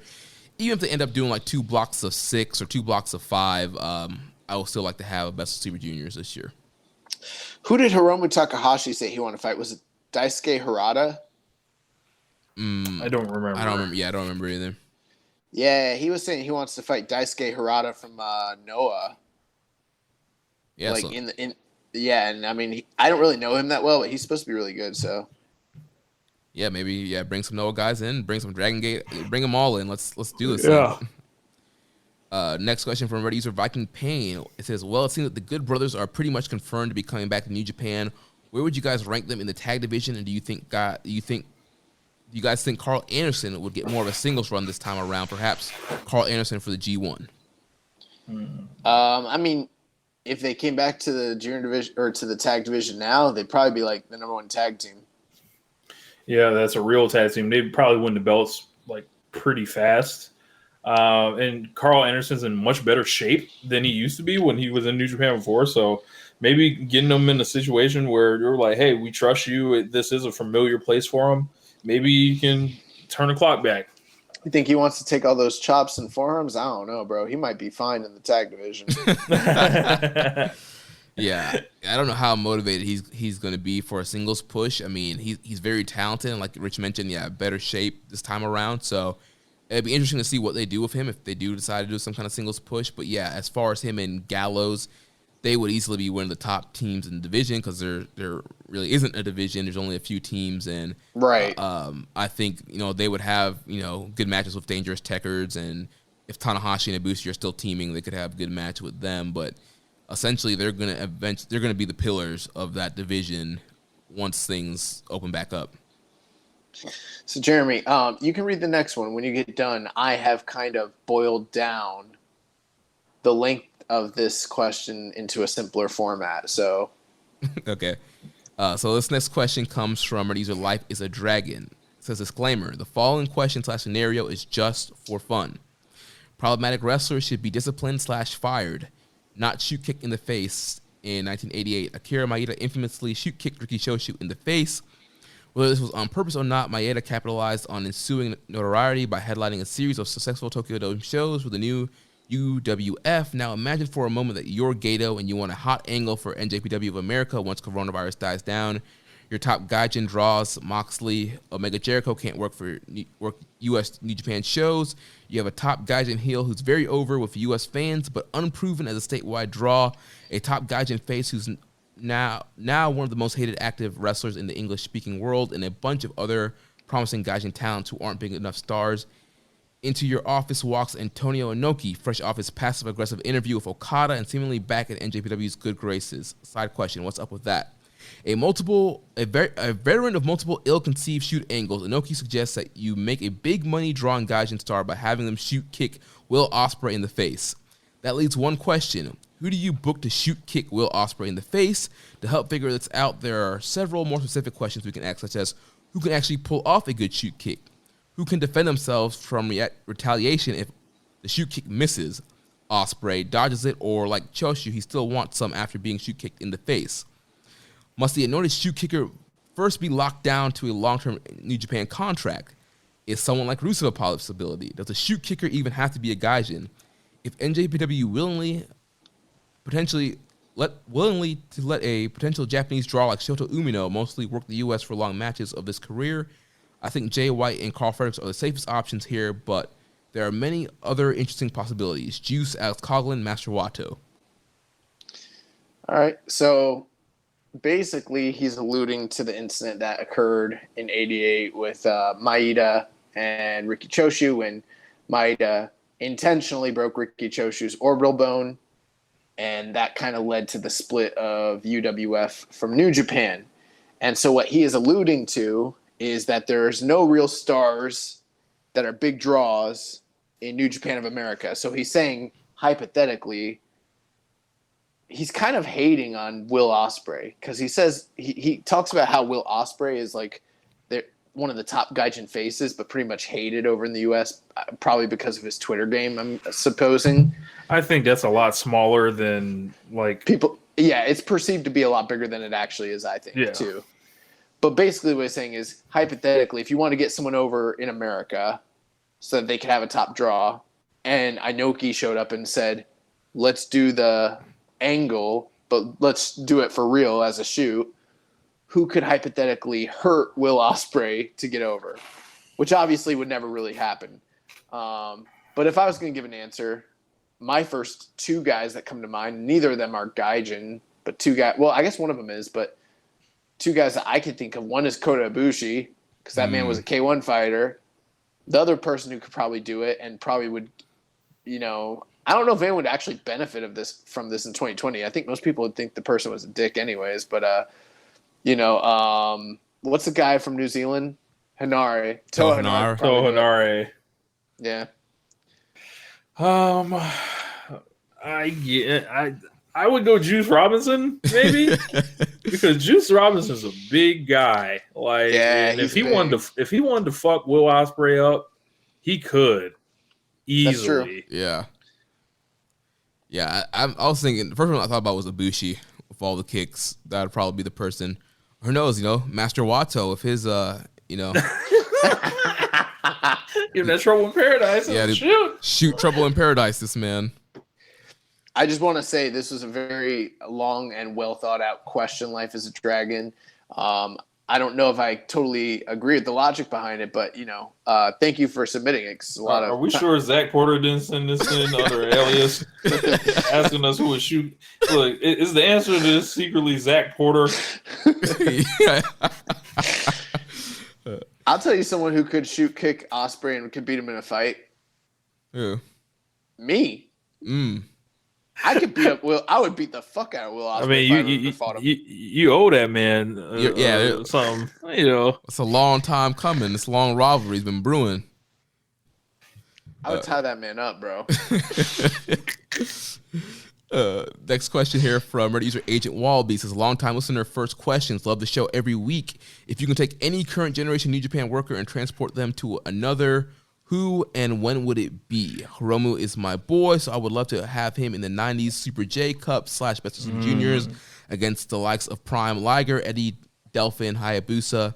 Inject Gray Sasuke versus Hiromu into my veins. It's a great question. So, let's just do it easy. You guys, who's one person from the current generation you would, take to another period, and what period would it be? So I'm looking at the roster here. And we're talking current generation, so active wrestlers who are actively wrestling. So I would take Will Ospreay, and I'd bring him to 1994. This is so arbitrary. Yeah. I'll take Will Ospreay to 1994 and have everyone think that they're doing some crazy shit, but he's doing some even crazier shit. Okay. Nice. I would take Shingo Takagi, and I would put him in the 90s as well, and have him, as a junior, and have him in those kind of like what Agent Wallaby saying, have him in the J Cups and Best of Super Juniors. I think, Shingo versus Eddie would be incredible, and Shingo versus Pegasus Kid, and versus Delphin, and all these guys. I think that would be pretty cool to see. I got another one. I would. Well, let me go. Okay. You're gonna steal from me, and it's my turn. I would take Tomohiro Ishii, and I would try to put him in some era where he might be able to win the title.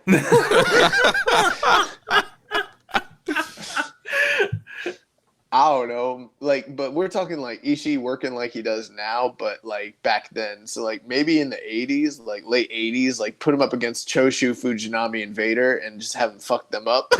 Yeah. You can bring Yuji Nagata back and have him fight Inoki.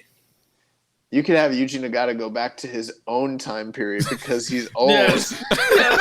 He can go back to his own time period and do his career again, so he doesn't have to fight real shoot fighters and just be a wrestler. And maybe the company doesn't go under or damn near go under. Next question from Agent Wallaby. He says, I was also wondering if you guys had any information on the original failed incarnation of Wrestle 1 in 2005 that spawned the legendary Akiyama and Shibata War. Where did it come from, and why did it end on the second show mid-tournament? Yeah, that's all you, Josh. Yep. So it didn't end on its second show, technically. So, like, the original Wrestle 1 was a Kiji Muto brainchild. It was kind of like, originally it started in like 2002, actually. It just wasn't branded as its own separate thing. It was kind of an offshoot of All Japan, and it was like these dream shows promoted by All Japan, K1, and Pride, and they would like have these, but like it wasn't like, how do I describe it? When you include Pride and K1, it sounds like we're talking about Inokiism, but it was Muto, so it wasn't. It was he was calling it Pro Wrestling Love, so it was like. It's kind of like this wacky shit, actually. It's sort of hard to describe, but like there were these dream shows that All Japan was promoting, and then when he left All Japan, he kind of took that brand with him and held a couple shows afterwards. That's about all I know. I don't know why it didn't like really take off ultimately, but that's kind of the story behind it. They were just like dream shows co-promoted between those three companies. Gotcha. So, yeah. Oh, also, if you guys ain't seen Akiyama and Shibata, you need to see that shit. I have not. So yeah, I have to check that out. I haven't. I've seen Bro, Jun Akiyama and Ken Kobashi. It's better than that. Really? Yeah. Next question here from Kyle Martin. He says, since Moxley's first reign as U.S. champion ended due to an act of God, do Do you guys think he'll be stripped of the belt again, or can New Japan get away with persona non grata? I'll tell you one thing right now. If that man doesn't lose the title, and I'm talking about the AEW title, if he doesn't lose it before October, whether he's the champion or not, he's not showing up to the G1 because they're not having the AEW champion lose matches in a G1 this year. Yeah, that is not happening. And that's assuming hypothetically that, travel restrictions will be lifted. So like, I think they got to strip him of the title eventually because he's probably not coming back for a long time. Right. Or they could just deactivate that belt. That belt sucks anyways. He should mail it to the LA dojo and they can use that for the Lions Break Collision. He should do a BTE bit that's similar to like when Stan Hansen was in Japan and Vern Gagne wanted him to send the AWA title back. Oh my god. And he ran over that shit. And he mailed it back in pieces. Oh my that's what Mox should do. Oh my god. His second question, he says, I've been watching New Japan for 4 years now, and similarly to the great Khali, JTG, and Eugene, I've been wondering for a while now, how is Bad Luck Fale still employed with New Japan? Like, does he got some shit on Gato? Kind of like how Pat Patterson knows where the bodies are buried over in Stanford. Seriously, it's crazy, man. What do you guys think? I mean, didn't he come through the dojo? Yeah, he came through the dojo. He runs one of their dojo. Life. Yeah, he's got a job for life. He runs one of their dojos over in New Zealand. I mean, we could do a whole speech about how bad, Fale has been the past few years, but it doesn't really matter. Like, he's got a job for life, so that's why. Yeah. Next question from user turbulent_pi_6146. If New Japan decides to keep the title on Moxley, can you see Carl Fredericks potentially taking the U.S. Championship off of him in an upset moment, similarly to Tanahashi Okada Rainmaker shock, if bearing things start to improve in regards to the borders opening up to foreigners again? No. Look, if I was New Japan, I'd book that shit in a heartbeat. But Mox would be like, I'm not getting on the fucking plane. Like, so. You think John Moxley's gonna do a job for the U.S. title in New Japan to Carl Fredericks? Yeah, Carl. We love Carl. He's doing great, but I don't think he's at quite the level yet to be like beating a John Moxley. Carl Fredericks with his earring looks like the sun in Rocky V. That's so hilarious.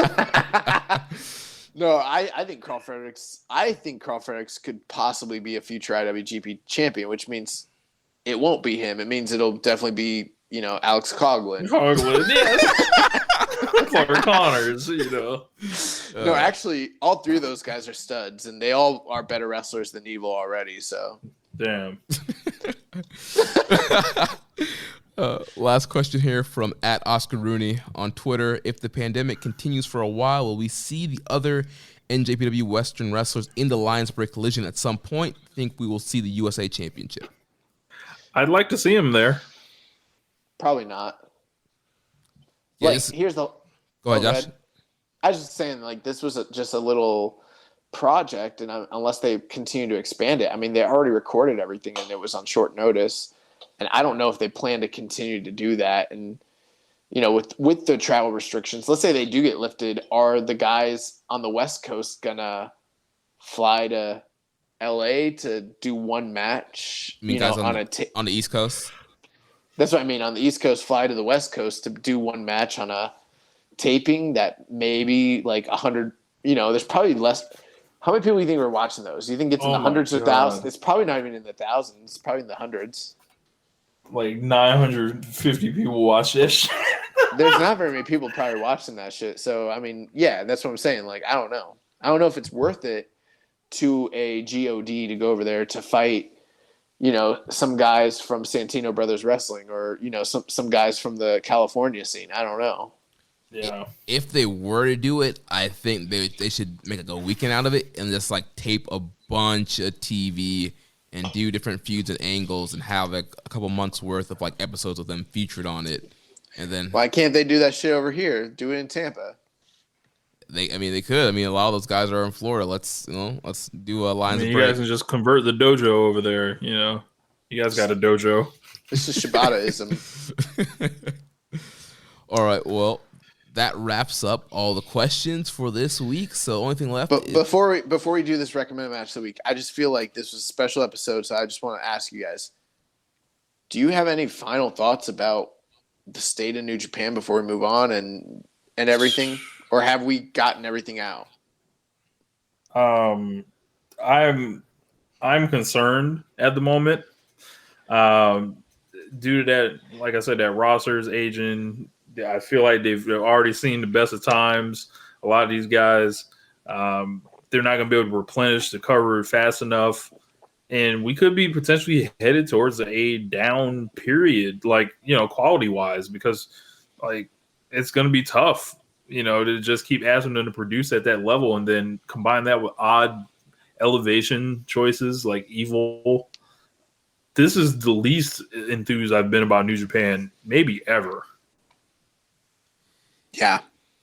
Yeah, I would say, like I said earlier, I'm not liking the current direction with Evil as the double champions. But I will say, it kind of came off as a joke in the group chat, but even after Evil won, I did not feel as deflated as I did after WrestleMania 34. And and I don't know, maybe that's just because I ultimately have faith in Gato, and hasn't really burned us that much since I've been watching, and he's been such a great booker for so long that I'm thinking maybe there's going to be something good at the end of the rainbow here, and maybe we'll see. But yeah, I wasn't that deflated, and I'm just like, this was a bad call, but we'll see what happens. But like I said earlier, there are still other things that I like that's going on. I like the never open weight scene right now, like the tag team scene. I like the debut of Master Wato. There's a lot of things that I like that are still keeping me hooked in right now.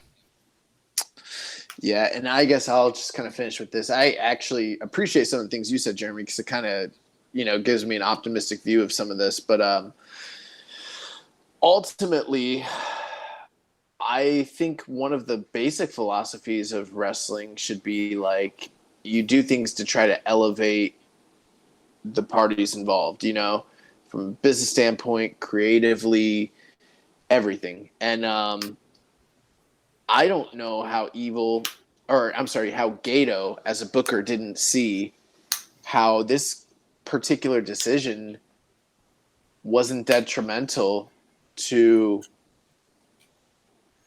A, Evil, B, Naito, C, the Bullet Club as a brand, D, Hiromu, E, the 4 titles that are involved in the scenario, 6, LIJ, 7, New Japan as a whole. Honestly, it's like some Rick Pitino shit. It's like, I do 2018, 2017, they walked through that door. I feel like if they were just gambling with Evil as a brand and gave him his own shit, then you kind of contain the spread of whatever positive or negative. Evil is COVID-19. Yeah, you kind of contain it. It's social distanced. But now, because you're injecting it into these known brands and these known workers, and we didn't even really go in depth talking about how this is going to basically solidify Naito as having literally the worst title reign in IWGP history for the past 2 decades. Literally. Literally. And it's not his fault, but it's bad. It's detrimental to LIJ. I know what they're trying to do, but it's in them trying to elevate one star and in them trying to create new stories and in them trying to create, this new opportunity, they kind of sacrificed a lot to do it. And I don't think Evil's the guy that they should have done that for. Yeah, I just want to leave it. And that's just what I want to leave it at. And anyone who thinks that they're not sacrificed, it's like those Avengers movies, a soul for a soul. When Thanos had to get the I know Rich, you don't watch the fake. don't watch the fake stuff, but like he had this gauntlet, right? He had to put these like jewels in there in order to get the final jewel to give him final power. They told him he had to do a soul for a soul. He had to kill a soul to get the soul stone. And they're like, a soul for a soul. That's what this shit was. In order for evil to get the crown, it was a soul for a soul. And they're potentially sacrificing a fucking lot. And let me ask you, you guys might be a fan of Evil, you might be a fan of LIJ. Is this the dude that you want the company's success riding on at the end of the day? When you think of all the talent that's in that company, is this the guy that you think could potentially carry them, even if it's just for months? Are you willing to gamble your fandom and your loyalty and your love of New Japan on the shoulders of Evil Watanabe? I know I'm not. That's it. I'm not either. Yeah. That's it. All right, well, let's close now with the recommended match of the week. So last week, my pick was Tanahashi versus Prince Devitt from Dominion 2013. And boy, what a pick that was. Yeah, I watched this earlier today. I had watched it in the past, and while I was watching it, it was literally, I was in shock because, Jeremy, you've never, and neither have I, or anyone else on the show, none of us have ever recommended something that was so appropriate for the time. The parallels between freaking Prince Devitt versus Tanahashi at Dominion. See, you thought you were picking it because you were like, it's juniors fighting heavyweights at Dominion. It's connected. But we didn't know last week when you made that recommendation that Evil was going to be the leader of the Bullet Club. Imagine how crazy this sounds a week ago. Bro. Yeah, bro. This motherfucker Evil was gonna be the double champion. What? You would have had to be. Look, somebody would have had to be restrained. Like, come on. The only funny thing I like about it is now I get to, like, in my mind, because he's done this shit, I'm gonna start calling Watanabe. I'm gonna dead name him. Yes, Watanabe. But bro, I was watching this shit, and okay, a few things. The match is great.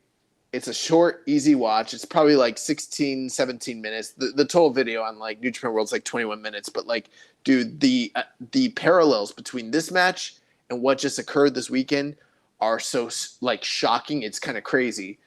Like in this situation, Bullet Club has just formed. Devitt has literally just formed the group.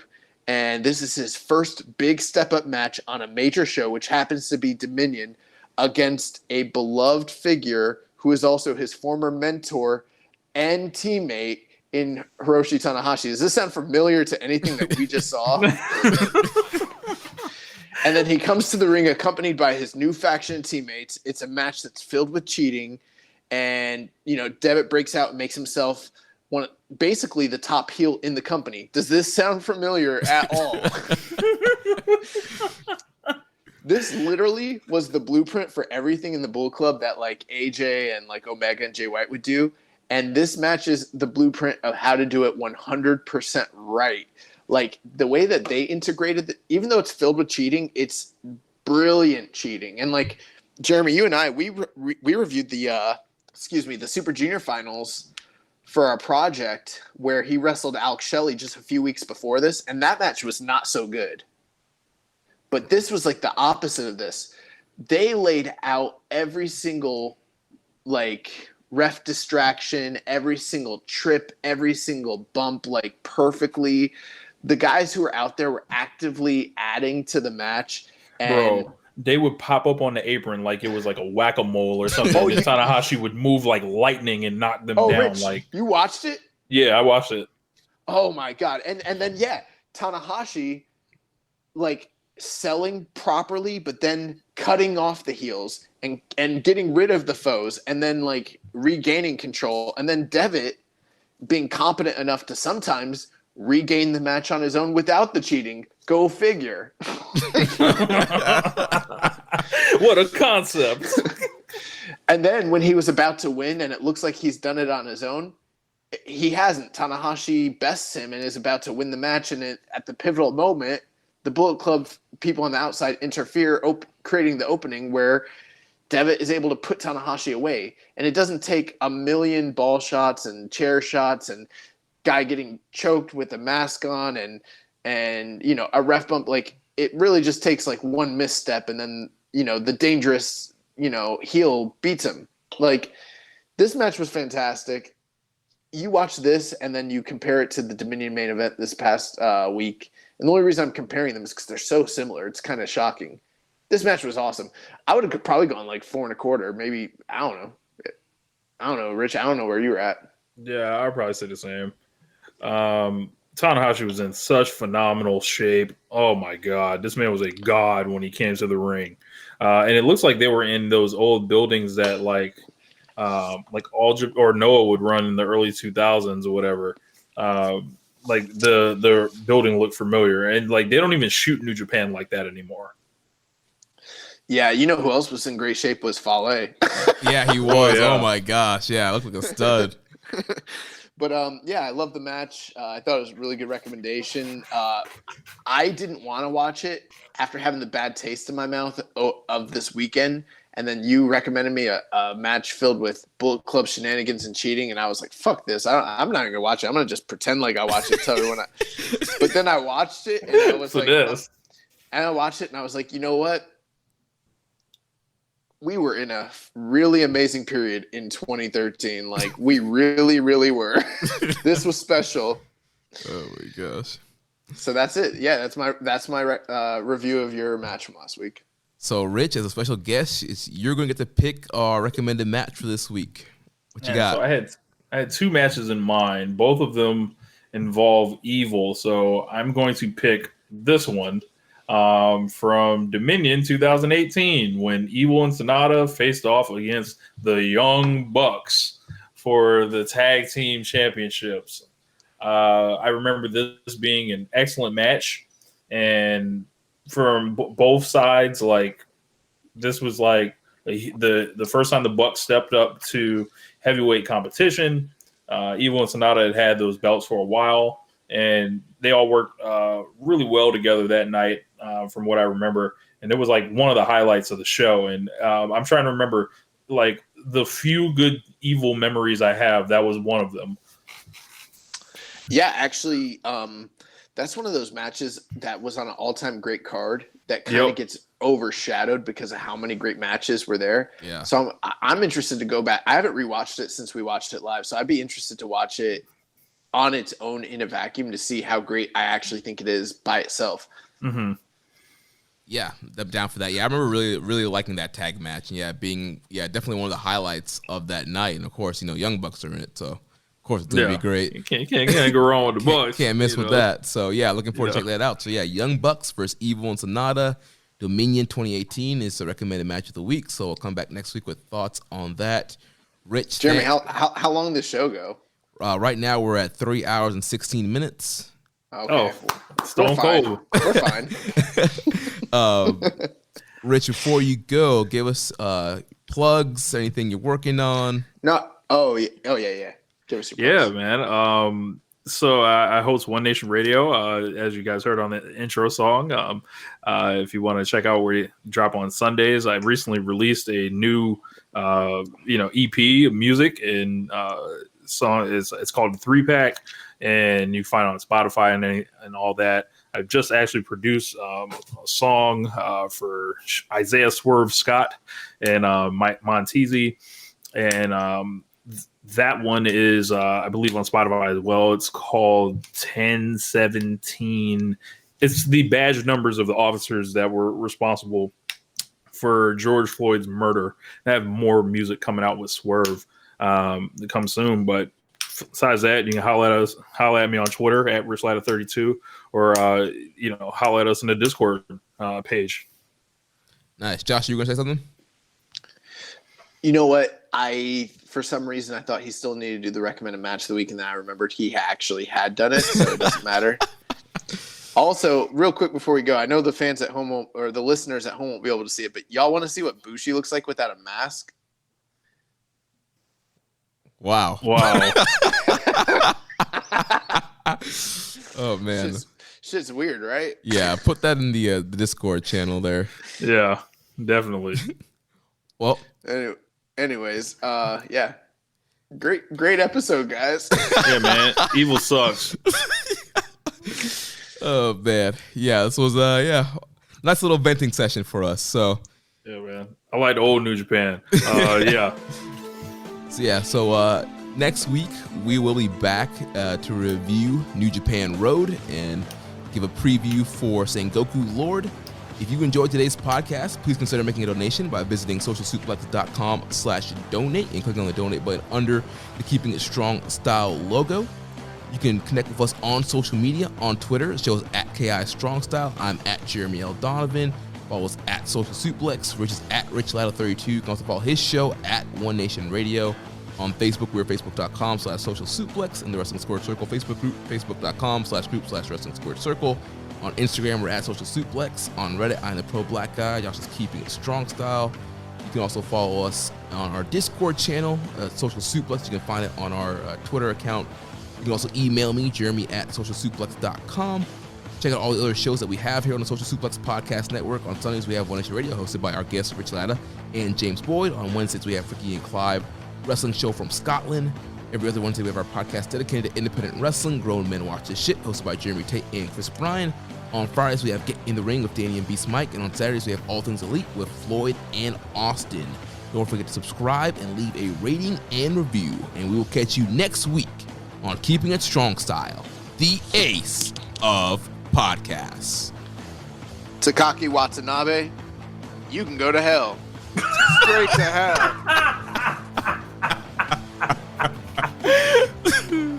Thank you for listening to Keepin' It Strong Style. We'll see you next time.